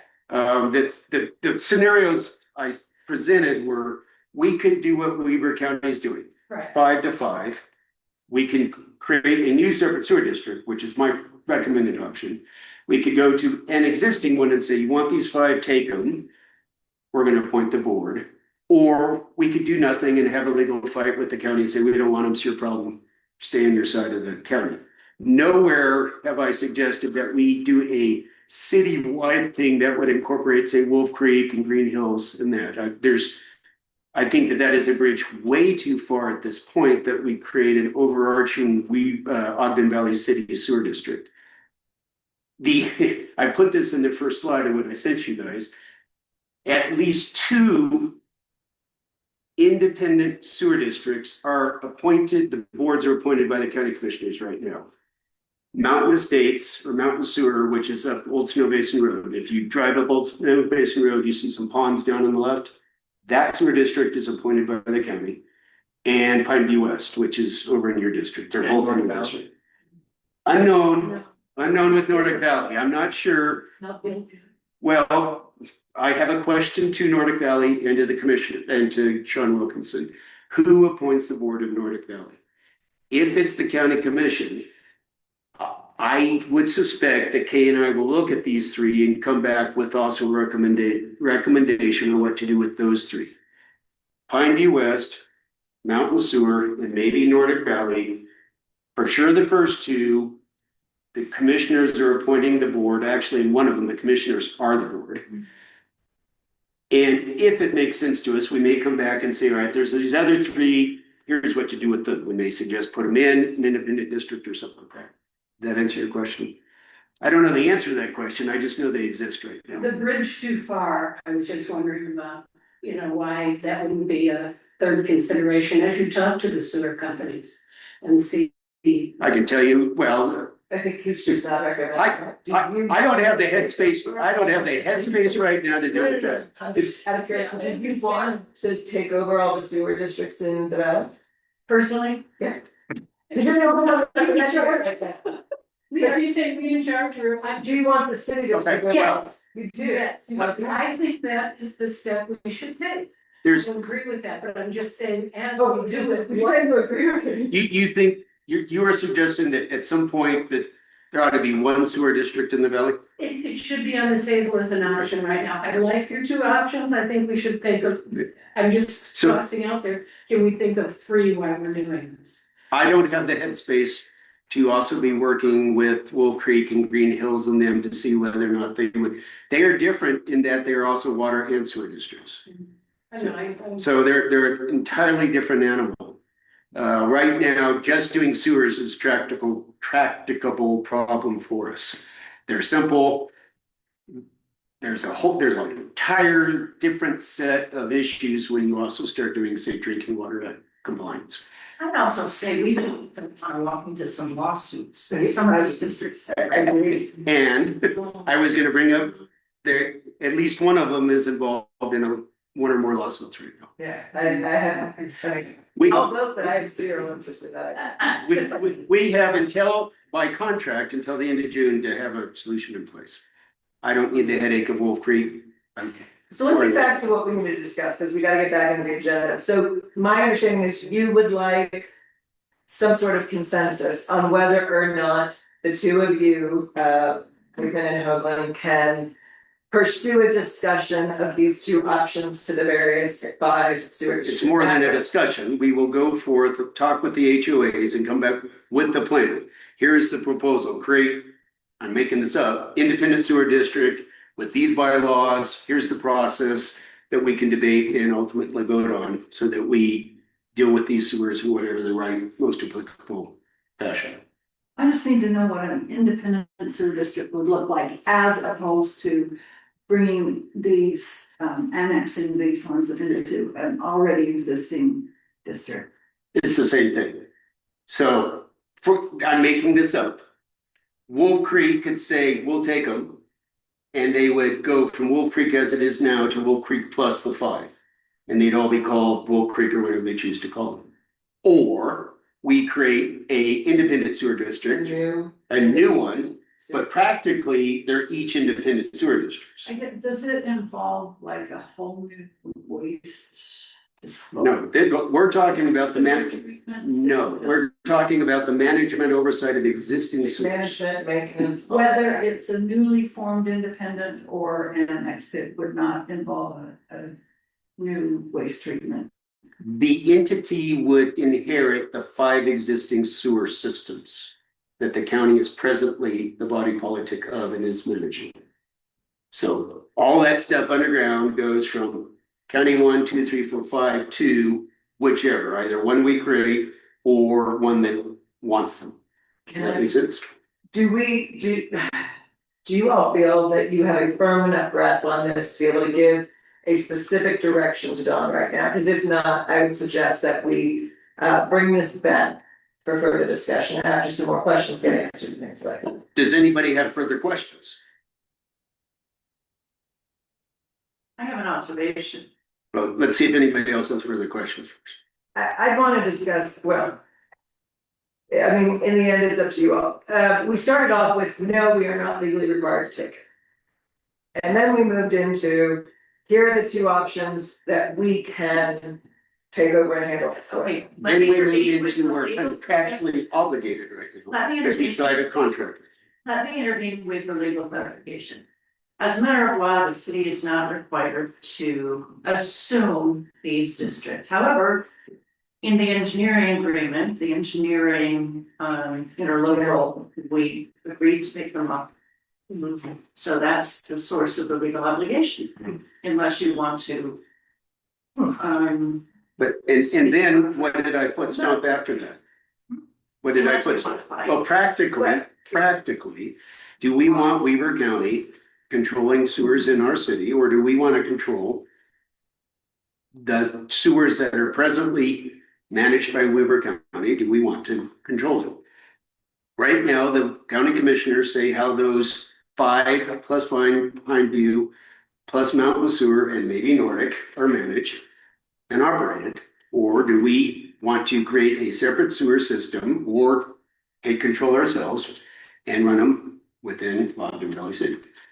Is there a cost breakdown on that? What do you mean? Operator, do we need to hire anyone? We will need to, whatever the final decision, be it an independent district, that body will have to do the study, hire the maintenance contractors, things like that. We can help them, but that's it. Cost breakdown when you come back with the proposal? We'll have our best estimate of what it would cost to do an engineering study of it. The actual management of it, I don't know, but it'll be up to the independent district to figure out how to do that. The goal is not to pay the city for the cost, the goal is to take Weaver County management, whether it's through an appointed board or maintenance or otherwise, which they have been doing maintenance and billing those districts. Just to take Weaver County out of that picture, it makes no sense for them to continue doing that and find another vehicle, another district that will stand in and do that versus Weaver County doing it. Why is Weaver County staying on the other 2 that you talked about? Well, they're certainly willing to entertain us taking them over. All of them? Oh, they want out of. Yeah, they want out of it. So Why aren't we discussing it that way, that we take over everything Weaver County is managed? Well, Because there's no obligation to take over the other 2. Okay. The subject. right, the 5 were the focus of the interlocal agreement. The other ones exist and they are certainly would like us to take them over, well, entertain us taking them what over. I did also hear, that I enjoyed hearing, was that Weaver County is open to helping us with use of their attorneys to set these things up so that it would not necessarily put the burden of cost on us. I heard you say that and I like that part of it. That is a that is a conversation I had with Sean Wilkinson, Okay. that they would certainly be willing to entertain working with us and their attorneys would be available. I can't speak further than what, I mean, Sean can't offer up the attorneys. But he's very excited. If we would take these things off their hand, they will spend some of their equities for us to have. Yes, Why is that? Well, yes, there's nobody likes working with shit. Guys, we do have other things on this agenda, and we're running short on time here, so. Do you all feel like I mean, John, you came with a very specific request, and that is, Green light KNI to study it and come back with a proposal. but specifically to, because that I have no issue with, but the way you worded it was a little differently a minute ago. It was something about how move forward with this. Well, the focus will be an independent sewer district versus us taking on each individually, one, two, three, four, five, like Weaver County did. If we, in our investigation, go, no, an independent district isn't the way to go, this is the way to go, we'll come back to you with that. But the attorneys, and practically, it makes far more sense, and talking with independent operators around here, to have a independent sewer system versus, with all of the sewers in it, versus 5 separate ones. Thus, that would be the focus of our energy. If I can just put it out here, we are wanting to inform you that we're going to study this further. We have some initial concepts of how it will be played out, but we will come back with you with a proposal. So you just wanted it's okay to go. Yes, yes. Yeah. I think that's fine. FYI, we need to do this. We're gonna. Well, As long as it's not an action being done. well, we, the council would vote on whatever the final proposal is. We can't make a decision, we're going down a path. The path we're going down is an independent sewer district. But if we discover whilst on that path, it's not the right way, we'll turn course to something else and come back to you with the proposal. It's cost. Okay, alright. You guys good? Done? You get what you I'm good. Alright, there we go. I came in with 1 and I've got 2 homework assignments, great, Well, we're but I not, volunteered for it. not. Here we go, website review, don't put your head down, Kathy, I know you're up and running. Okay, to start this, just to give you a little context on what's been happening. We did send out the website and we did get from an article in the paper some beta testers that wanted to put their eyes on it. So they looked at it, they gave us feedback, and Kathy has organized that, and we're going to do one more send to Creative Solutions to fix some structural things. And then they have given Kathy, and they asked for the authorization to go in. They being our communications person and Kathy being the IT kind of support. So with that, Kathy put together a list of things that she sent out to everybody, and she's gonna go through them with us and the website, so. Kathy. All right. With our goal, before Kathy starts, with our goal to get this out to the public in a week and a half to 2 weeks. Get one out to the website, to get the website launched, to go live. So it's still 2 weeks away? A week and a half, we're hoping. Yes, it still has some. Sort of like fusion. Yeah. Oh, I'm joking with you, Kathy. Oh, it's taken so long, so Kathy, you are better. 2 weeks away. Yeah, that's good. Alright, so thanks to all volunteers, Ron's here as well. A lot of it is just things that we can fix, so I just want to focus you guys on the things that we need, because we can't publish website if you don't, what we need from you guys. So, the planning department, we have a page for that, Frontier is gone, so we have it dead. Now, how are we handling, what do you mean Frontier's gone? Yes, I emailed Stan on this and haven't heard back. We're still using Frontier and so I don't know why we can't launch to that. Maybe the button in here, we have a planning page. Maybe, okay, what's the Frontier? So I have an email in Stan to find out why. But we need to either have Frontier and go over to what Frontier is, what they're going to go. Yeah, we still need a new link from you guys, so that way that page can go. Great. And now I hate Zoom, so let's take a little better. Can't see this too much right. Here we go. Finance department, we just have a link to a presentation. We don't have anything else, okay, so we need content for that page for the residents. Chad, we need your bio still, so if you have my email that to me. You have a picture? Yeah, you have a picture, just want your bio. And Sharon, I already told you, we need your bio and your photo. We need the planning commissions as well. Chad, maybe if you want to buy them or see if they don't want that, so we can delete their page. Right, we wanted to ask real quickly, do we want the planning commission to ask the planning commission to put their pictures on there in their bio? Any concerns about that? I think you can have a group picture of the planning commission, which you already have, a listing of their names. And up to you if you want an email contact up there, but if it's gonna hold you, I mean. I don't think you need each and every one with an individual bio on the same, but Okay. just to do their picture and what they're doing and how to contact them. Okay, we'll do And one then or two. So the way to contact them is through planning at Right. whatever, you don't have people Right. contact them. No, not doing that, no. So one picture, got it. And then on our business license page, the link doesn't work. Yeah, I found this at early because you emailed it to me already, so I'm gonna have that updated for your page. Is that, because I sent you Frontier, didn't I? This is where it goes. It is Frontier, but on my page, you're still. See, See, I think there's a. Frontier's still up, and Brian was on Frontier with me this morning. Yeah, so I think I just, the link for some reason isn't working. Yeah, so I have a link for yours, if that's an idea, that's just the. Let's see, for your impression, anytime anybody drops off, you're gonna need to have to do a whole lot of picture, just for your some trouble in the future.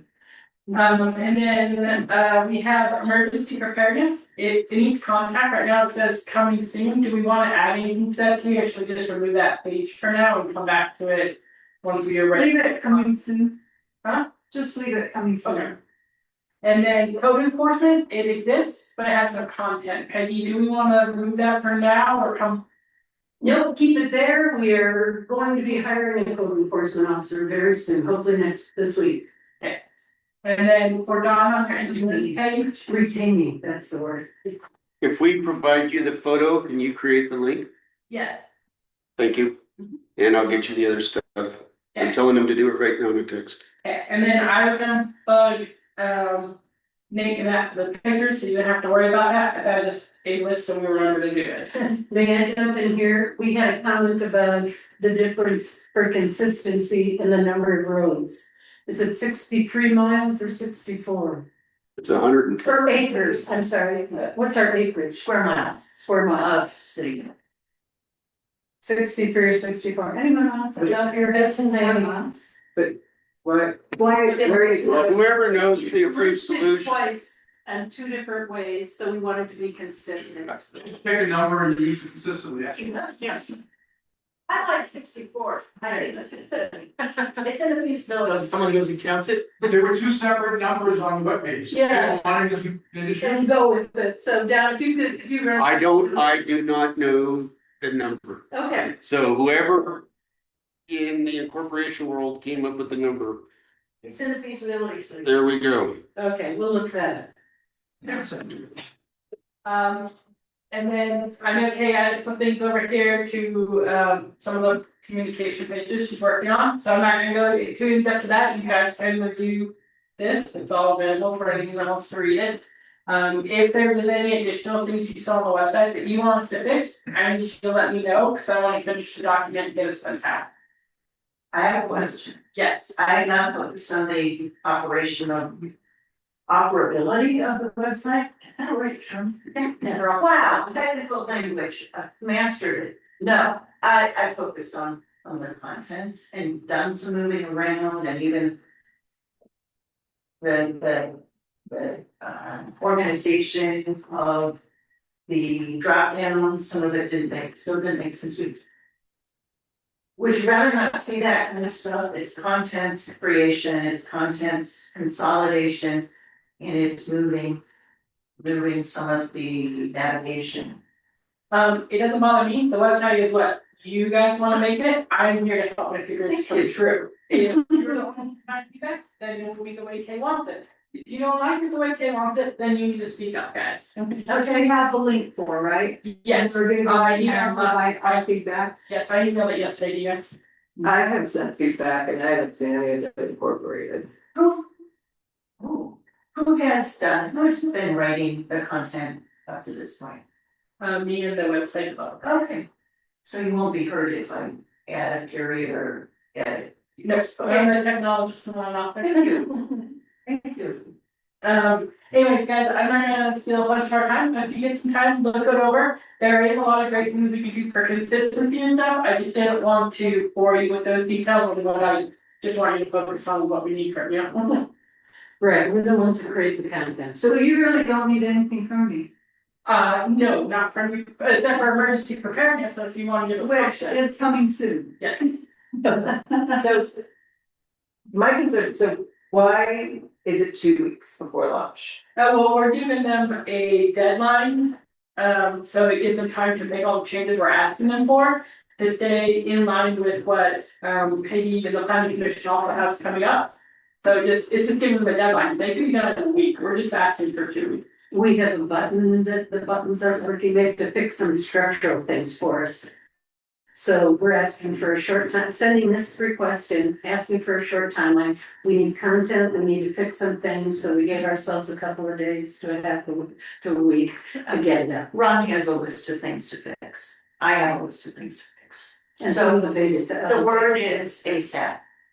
Yeah, we're just. Unless you want to launch it now, you can see if you want to launch it now. I mean, technically it does work right now, but we're trying to give more content, we want Amy. I guess, so, okay, my biggest concern is giving the public one location to go and read all the planning documents that's going to be. Right? Yes. Not to mention, the state statute specifies that in the class A special noticing, you are to put it on the city website. Now, if we don't have one, we can't comply with that, but what I don't understand, I don't know websites, I am not actually, is why not, if this has been, if this is at a point where other people can look at it, why not put it out and continue to fix and build while it's out, so that we have somewhere that we can put planning documents for people to go to.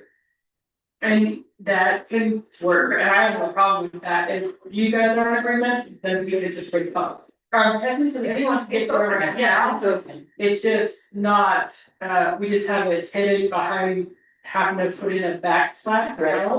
But it does exist, anyone can vote for it right now, there's nothing keeping anyone from it. But they don't know how to get there. Yes, Right, we haven't publicized, we haven't said anything, so I just, So we're sending it out the end of this week. We're trying to do it so we can get that packet on there so people can see it. So if we get the postcards out on 14, people will get them on 16. It'll have the public notice website. We were hoping to get our website out that week, but I've been hesitant to promise because it just hasn't been coming out as quickly as I've wanted it to. So we can do whatever the team wants to do. Yeah, I think, to Janet's point, as soon as those reviewable proposals are ready to go, I think we need to have it ready. So on the 16th, we can put them on there. Just next Monday. Right, we can, it's open, we can start telling people it's on there, through emails and through different things. If we feel the content is up to where we want it. I just wouldn't let the perfect get in the way of the good. It just, they could look at it now and maybe not everything's working, but they could still, We'll put under construction on well, that's an emergency. Prepare for this. it. Yeah, so we can do that if you want, we're open to doing that. So however you guys want to do it, on the planning page, we can download all the documents that will be reviewed that 10 days. Do you know how that will be set up, a link to an outside source? Or, I'm gonna turn to Candy on that one. Yeah, so, you can have to go to arbitrary drive that is just available for the public to view the files, not be able to edit, or, they can download it, because we can't prevent that, we need to have that ability. But yeah, we can have it shared from our SharePoint, all that works, we just need to know what documents we're sharing.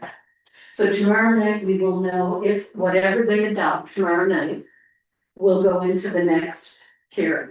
So we will know tomorrow night, which gives us 4 days to put it on there before the public, the postcards go out, correct? I'm getting my Mondays mixed up here, so help me. So if they adopt tomorrow on the 10th, Brian said the postcards will go out on the 14th, so we have 4 days to get it loaded onto the website. And we can link it to the documents, right? So that can be done. If you want us to do that, we're happy to. Do you think it's the right thing to do? If we can change some of the pictures, I would be so much happier. But yeah, just a few things, a few things, Well, but do you think it's the right thing to put all of the planning documents there, just make it happen on the 16th? Versus us, is it the right thing to do? Yes, because people can view it. Let's make it so. You control it, make it so. But I don't want to embarrass anybody by it not being great. It's, I don't want people going, oh my God, the website is terrible. It's not quite at a point where it's. Can you make just that page live? Yeah. Just make that page live if you're worried about it. Let's not let the perfect get. Like, I would get How one many of those. websites have you gone to where it says coming soon, under Yeah. construction? Bear with us, I mean, but we need. Folks, we can write a disclaimer at the top and then ask for feedback. That's one way to say we ain't perfect. Ron, do you think it's ready to go live? It's fine. Okay. There are things. User interface are hard. Yes, it We is. can work on that. And on the different devices you use, gotta actively, we can work through these things. Get the planning page, couple of objectives we talked about, get those set up and all that. We'll Just get it there we rolling. go. The one question I did have was on the planning page. There's 2 links on there to executed legal documents from the city. Then we find out if we're gonna do that. Did they stay on there? Or my question is should executed legal documents or interlocal agreements actually be displayed to John Q. Public? Or if they want to see them, they should issue a grammar request and get those. Ron is talking about the moratorium and the ILA. Yeah. I personally think we could take the ILA off. I don't know if that's necessary and just have the moratorium. To me, it's a policy decision. Yeah, Do you want general website to be distributing city legal documents? good question. And he gave us that feedback on Friday. My concern from a policy perspective. If you put one legal document on it, why don't you put all legal documents on it, and then it becomes an agreement repository, and to me, that seems to be overkill. The other way I've seen municipalities handle that is a person to fill out a grammar request for a very specific document. And there's very well defined state procedures of how grammar requests have to be handled and how they get paid and when it happens. Aren't they all on there anyway, because they're all in a packet? They're not a packet, they're going on the public notice website. Yeah. Yeah. Uh, So when we publish the minutes. Oh, granted. Anyway. It wouldn't be as easy as, here's a folder saying all city contracts, they'd have to go into the packets, but the packets are supposed to be online, so. They're there. That way, again, it's just one I brought up. Oh, no, I hear you, I'm just wondering, like, they would be in the packet anyway that's going online, so. Yes. In that regard, it's, the policy question would be, do you wanna simplify it, here is where you link to all city contracts, or do you just simply, they're in the packets, and if you wanna pull up one and not go through your homework of looking through all the packets, fill out this form. That sounds right to me. People that don't wanna fill out a form and go through the grammar process, and go go through the packets, they're in there. Do we have a grammar process set up? Legally, we have to. We are responsible. Okay, we will respond to grammar requests. Okay, the other thing is, the moratorium, I felt was important to have on there. Sure. So I think we could leave that link to the moratorium. Sure. And then you want to put all of the legal documents under a grammar request. No, well, we'll just have. No, that's not what we just said. Yeah, so shall be. Tell me again. They will be available by grandma And we won't publish every contract, which would be tedious and cumbersome. In a separate file, they're already On the published. website, we won't put them on the website. No one that I'm aware of does that. No other city, but they're available, they're public documents, you can get for grammar requests or you can look them up in the packet. But what I'm asking is, do you want that statement on the website? No, No, we're gonna okay. have. a- That's just policy. You will have a button for if you have a grammar request. On here, and then that's the grammar request piece. Okay. All right, we wanted to do that during the work session. I know it was tedious and hard, but to get feedback and things is hard from everybody. So it was important that we do this now. On crunch time, and we want to get it out. I appreciate it. I've been wondering why. Yeah. Every time it's like, well, it's not ready, I gotta put, It will be ready. yeah, right, when is it ready? I know. Because, I can tell you why. I don't think it matters. There's been a dislocation between technically ready and needing content from us, and I don't think that joiner would. What content is needed, so there you go. Okay. Good, so that was. Okay, So so when is this going to be live? As soon as possible. Okay, may I give you a date? Yes, please. Okay, I think, and Kathy, you jump in if this isn't good. I'm thinking, since the postcards go out on the 14th, we will include the website for. The address for the website on the postcards. And it will be live on the 16th. How about that? Is that doable, Kathy? Yep, I would request that we send them the .gov web address. I agree. Not the .org, because we did finish that, it does give us more legitimacy as a city, for using our .gov. Also, I don't wanna turn around a week later and tell people another new address. Okay, so will you please give it to us, Kathy? It's the same web address, just .gov. It is not, because it's just ogdenvalley.gov. Yes. Oh, Right, yeah, I was thinking, yeah. Okay, Ogden Valley .gov. is going on the postcards and it'll be out, so this will be live on the 16th. Yep, I'll email that after our meeting. Valley.gov. Okay. And That was there, sorry. before we move on, 2 things to make sure you guys know, your .gov email addresses work, you don't have to make any changes, no new logins, they know none of you like that, it's hard enough for you to remember these ones.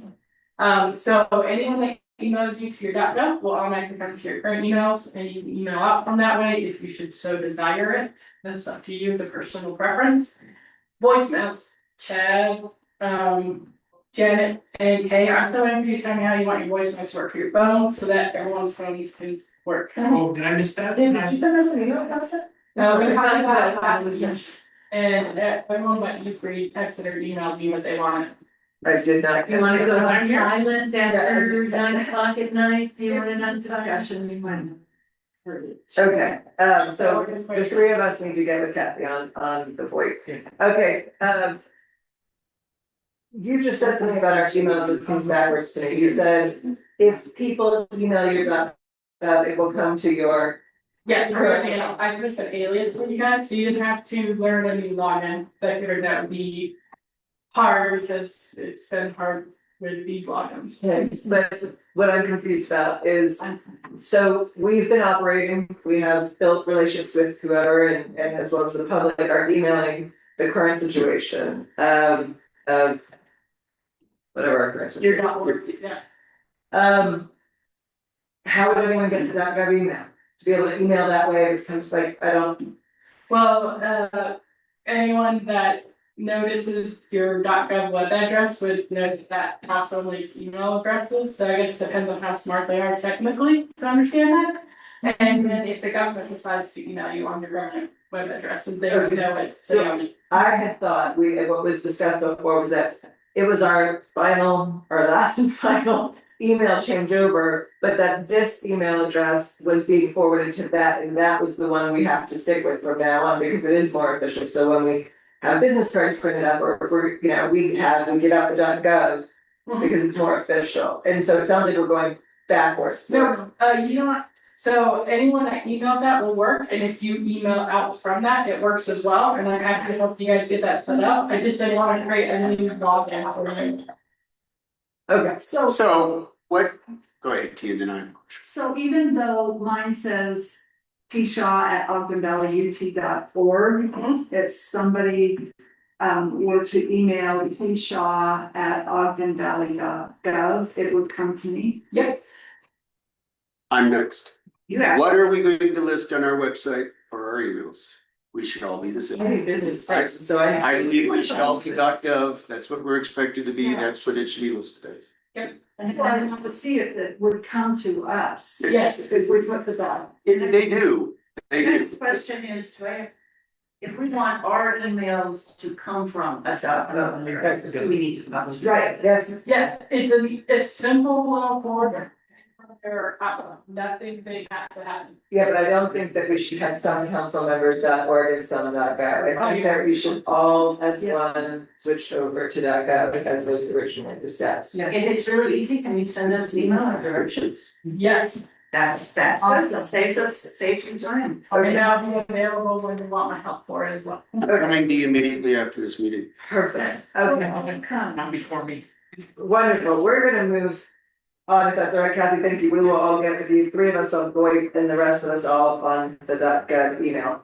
And thank you for picking a launch date for the website. Business license process too, Sean. Yes, so short and sweet. I talked with Iris this morning, Brian and I were talking with her. And so now it's really the process is just Iris will review them, it will go through the different, like the health department, the fire department, the sheriff department. Iris is gonna do all of that. And then I get a list and I bring the list to you guys. A list of ones. You bring that the list to me and I put it on the And agenda. you put it on the agenda, yeah. And then we vote on those business licenses and then she'll go in and approve. Put them as done. So we vote On what the the other business. You adopt as a You business adopt them, license. so Do we report? Because they either qualify or they don't, and that's being done before it comes to you. So just like building permits, so Yeah. you're done, okay. Yeah. Don will kick me under the table, which is very hard. Really long word. Would you like us, when we're looking at permit software, to also include business license software to bring that in-house? I think that was our plan. Okay, I wasn't that? did say, yeah, this matters to you Yes. because we're gonna look at business. Okay, so I didn't follow that, so this is good. Yeah. Okay, I'm not kicking you on their table, I'm agreeing with you. thank you. That's a so- good stand. T will bring a tranche of licenses for us to approve, probably as a consent item, Yeah. probably, right? Sent. Okay. There are a set of approved businesses already. And the policy of the county is if you were a business and you're simply applying for a renewal, that does not come to the council by the policy you're suggesting, right? Correct. Therefore, we have all agreed de facto that all the businesses that exist today are okay in our city. That they, Because they were all renewed yes. right after we became a city. Yeah. So I'm making a statement, de facto, my business being one of them. I have a business license, Janet's name on it, and we never saw it, and yet I have Janet's name on it. On my business license.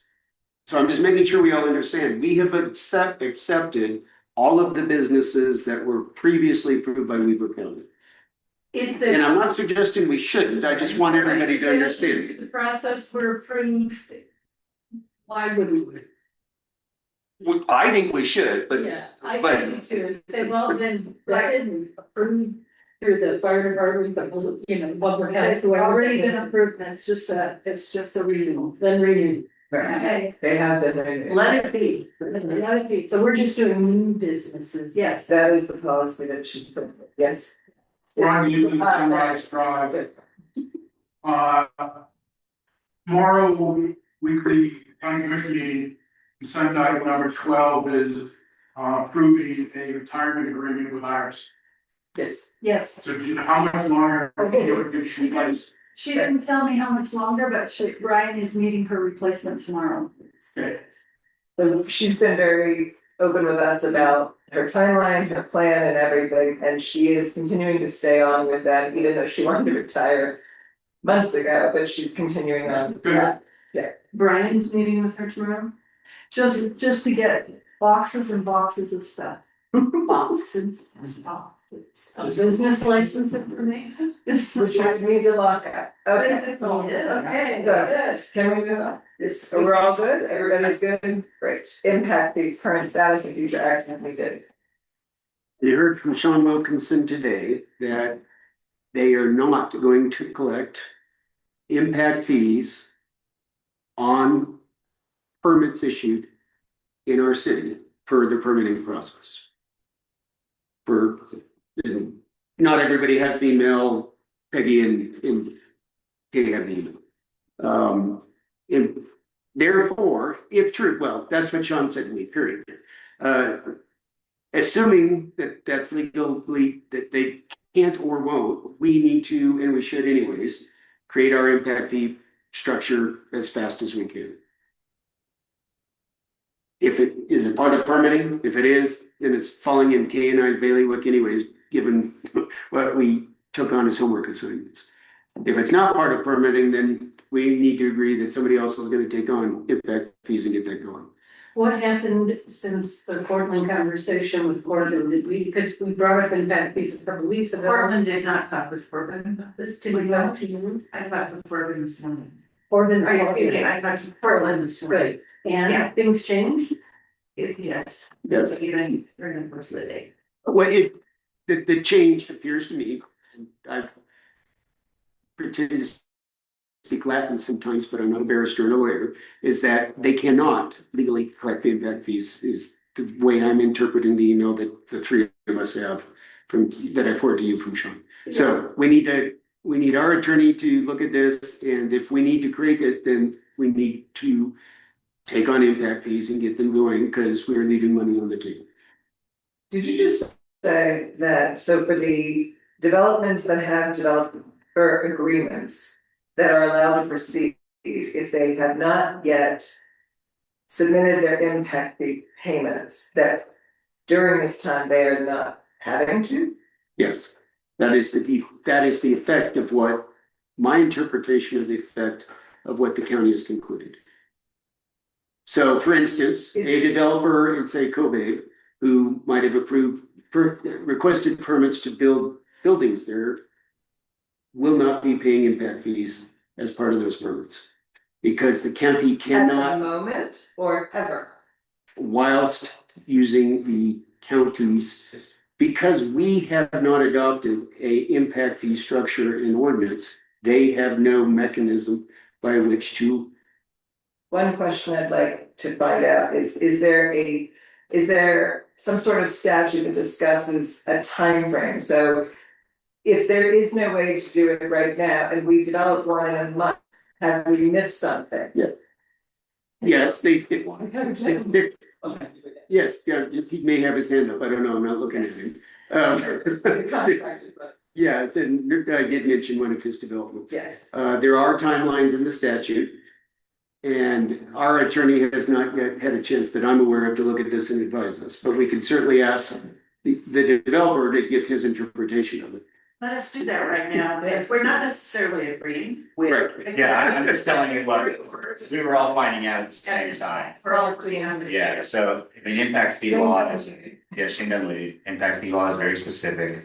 And you know, when we looked it up, or when they came to us, they said, because you did not adopt any code, there's just this impact fee void right now, is what we were told. And adopting an impact fee, the code says an impact fee enactment may not take effect until 90 days after the day on which the impact fee enactment is approved. So that means if you adopted one today, you could not collect impact fees for 3 months. Fine, but is there something in the interim period? is there a time that we have to hit it? Like, so for example, you break ground, The only one I can remember is Eden Crossing, there was discussion of $1 million towards the roundabout, blah, blah, blah. Correct. Is there something that would preclude us from saying, we have now adopted, it's been 90 days, we'd like to go back and get that impact? I don't know the answer to that question. That's, the attorneys are gonna have to figure that out. That is why I said our attorney has not yet had the chance to. Yeah, advise us. let me ask you this, is it your business intent, it's not to meet those impact fees, even though. It's just, we just intend to follow whatever the laws, and like I said, we're finding out right now too, so, Sent to ask. yeah. They're gonna, any business is gonna follow the law, and if the law doesn't. Not necessarily, Jim. Okay, Yeah. So the path forward is one, our attorney needs to advise us on the law and what to do, but two, practically. I believe we need to tackle impact fees and get them done. If it's part of permitting, Kay and I'll tackle it. If it's not part of permitting, who's gonna take it on? Right, We need to do this, and it requires an impact fee analysis and how you're gonna use it. I don't know the legal term on how you're gonna use it, but how you're gonna use the plan called? IFFD. Thank you. they did be. The analysis is what you can charge legally, where the monies are gonna be spent is what Shane said. Well, a week or so ago, when I brought this up, I thought we could use the county's fees and fee schedule, they have one for commercial, residential, everything. If we have a resolution, they could collect it. So I just think we need to look at a simple answer first, to collect them, and then look at doing a study down We'll share that advice with the lawyers. there. Yeah, thank you. And Portland was the one I tried to connect with Portland to have this conversation, so. It'll be 90 days, right? Yeah, so the sooner we can do it, the better. And the second part of that is what you said, the plan, how are you gonna use each fee for streets, drains, whatever. And that's a financial piece on how we're gonna. so that's for our policy and moving forward, although some of it is current. Separately, the county has accounts with impact fees collected of projects in the valley. That has, say, for example, 8 years before you have to either give it back or do whatever, you have to use this for the impacts that were declared. Are we anywhere with putting our name on that account or transferring those funds? Because that is a separate part of impact fees. It's a separate project, and I think it's less critical than this one that we need to attend to. I've asked the engineers to follow up Mhm. and and I've asked Sean too, but I don't have it. Okay, because I know some of those projects are towards the very end. We don't have the information. The question's been asked. I don't think anybody's deliberately ignoring us. It just hasn't risen to the party. I've had the engineers ask of the engineers. It might be a financial question. It might be asking the treasurer down there, where's the money and how do we get it? And pulling up the IFFP and executing against it. Or administering that with our budget, which probably goes in is what I was told. Okay. All right, So- anything else? Who has the homework assignments from this issue? Is it you and I right now? It's you and me. Okay. I'd just like to know who's got what homework. Agreed, Don and Kay, yeah. The third time. Ooh. All right, moving on to council member comments. Start with District 1. Yes, so Scott Mendoza, special events at the county. Emailed me wondering about the certificate for the special events that is issued to them. They issue a certificate. And he was thinking that maybe we should issue it. Right now, the certificate says it's Weber County. It has a watermark on it with Weber County's logo.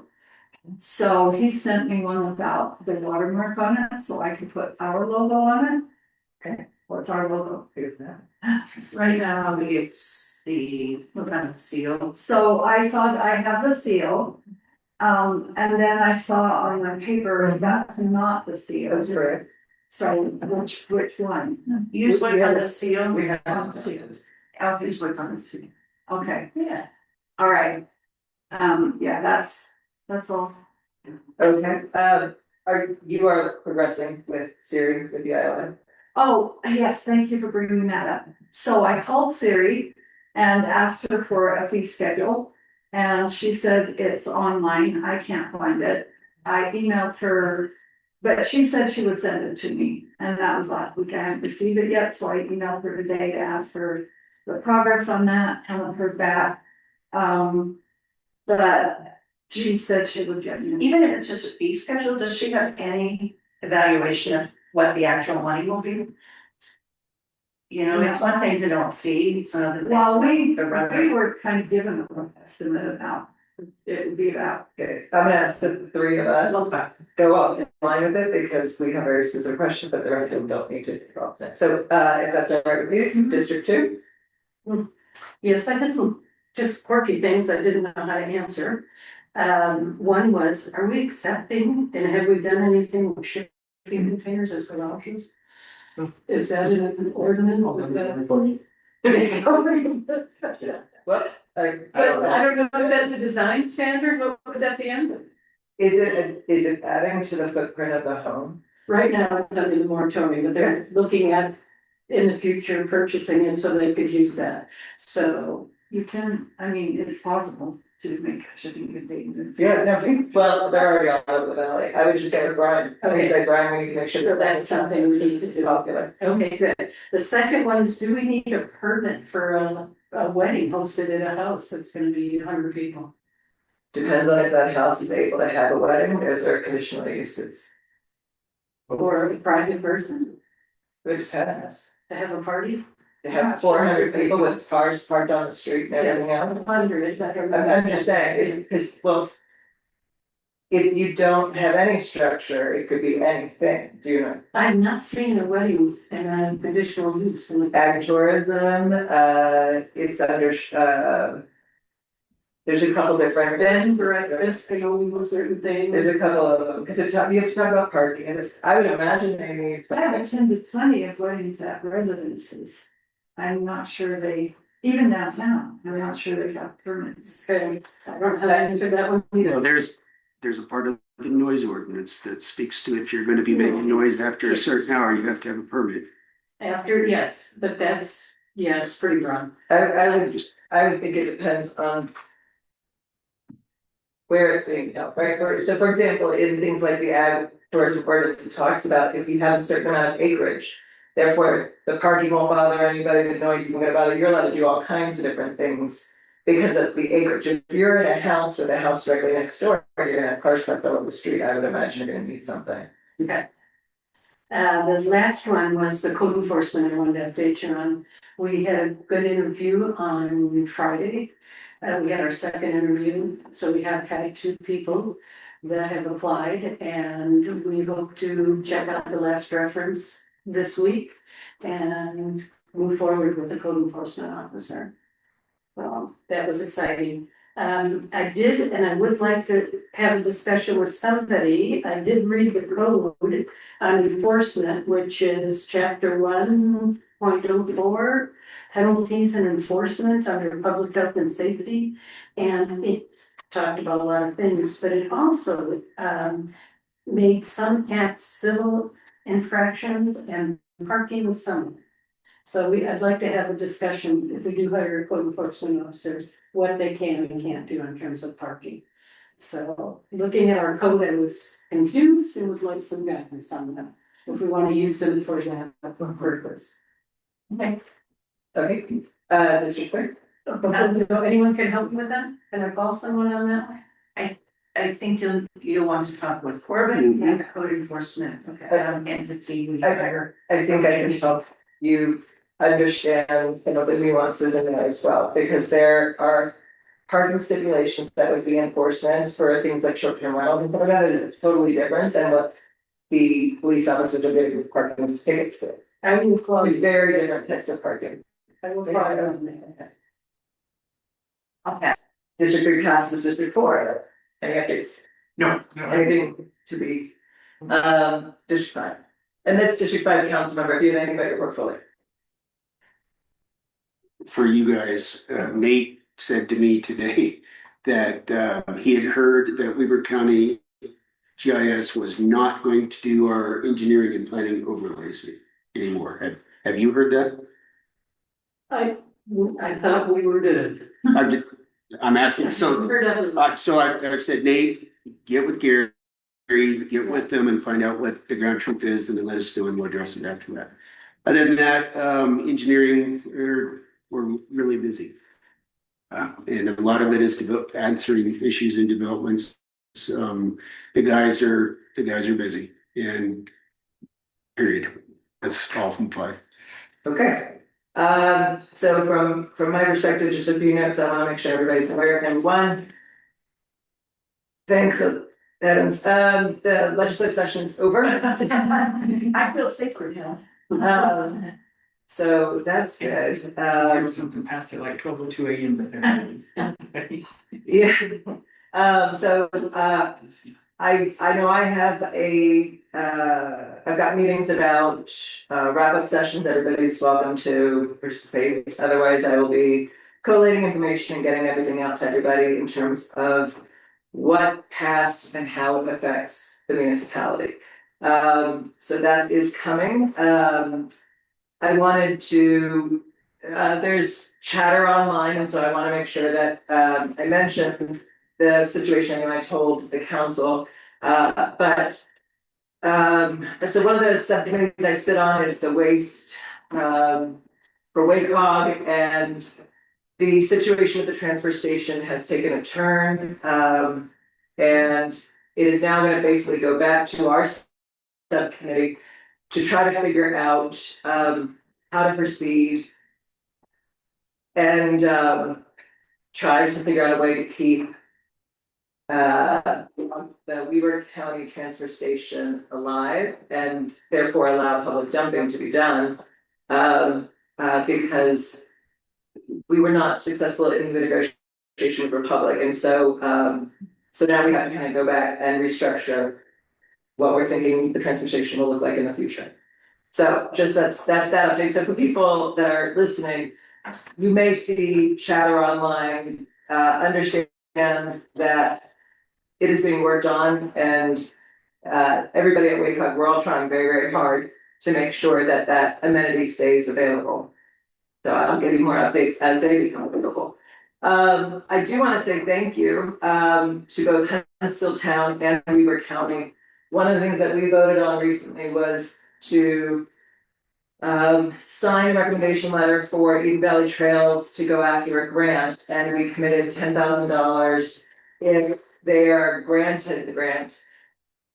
They reached out. Huntsville Town has committed $17,500, and they reached out to Weber County, and Commissioner Thrower, I believe, has given, at least a verbal, commitment that they're going to match both upper valleys together. So the Weber County would be matching 27.5. And so I just want to say that that is really great partnership between the two municipalities of the Upper Valley and the county to try to get this very important study done to try to finish the Pine View Loop. So thank you to Huntsville Town and Weber County for that. On Friday, Councilmember Hickman and I participated in the adaptive sport competition. The Paralympic, or not right, the adaptive sport race competition on the day that was the launch of the Paralympics in Milan. And I wanted to say how fantastic that event was, how amazing our partners with Ogden Valley Adaptive Sport are, and that whole community. And that we are excited to be hosting the Paralympics come 8 years from now.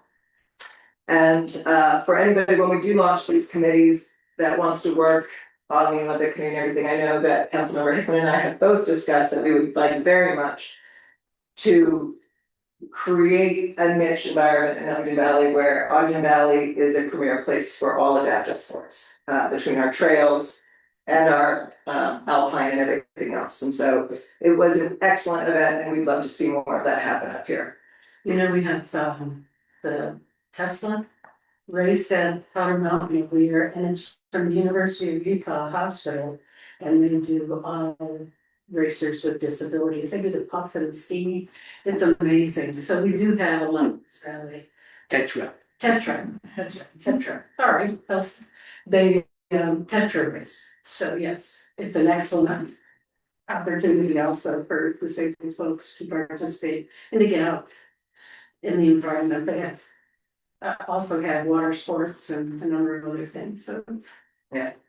So, with that, just a reminder, today is the deadline for city council, any articles or anything you need that's put in this next edition of the Valley. Please get it over to Hank, so that we can get that all taken care of. And with that, that is the last thing, so. I will make a motion for adjourn.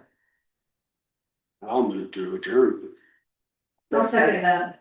We have a motion to adjourn in a second, all in favor, say aye. Aye. I'm gonna say there's no opposed, it is 4:25.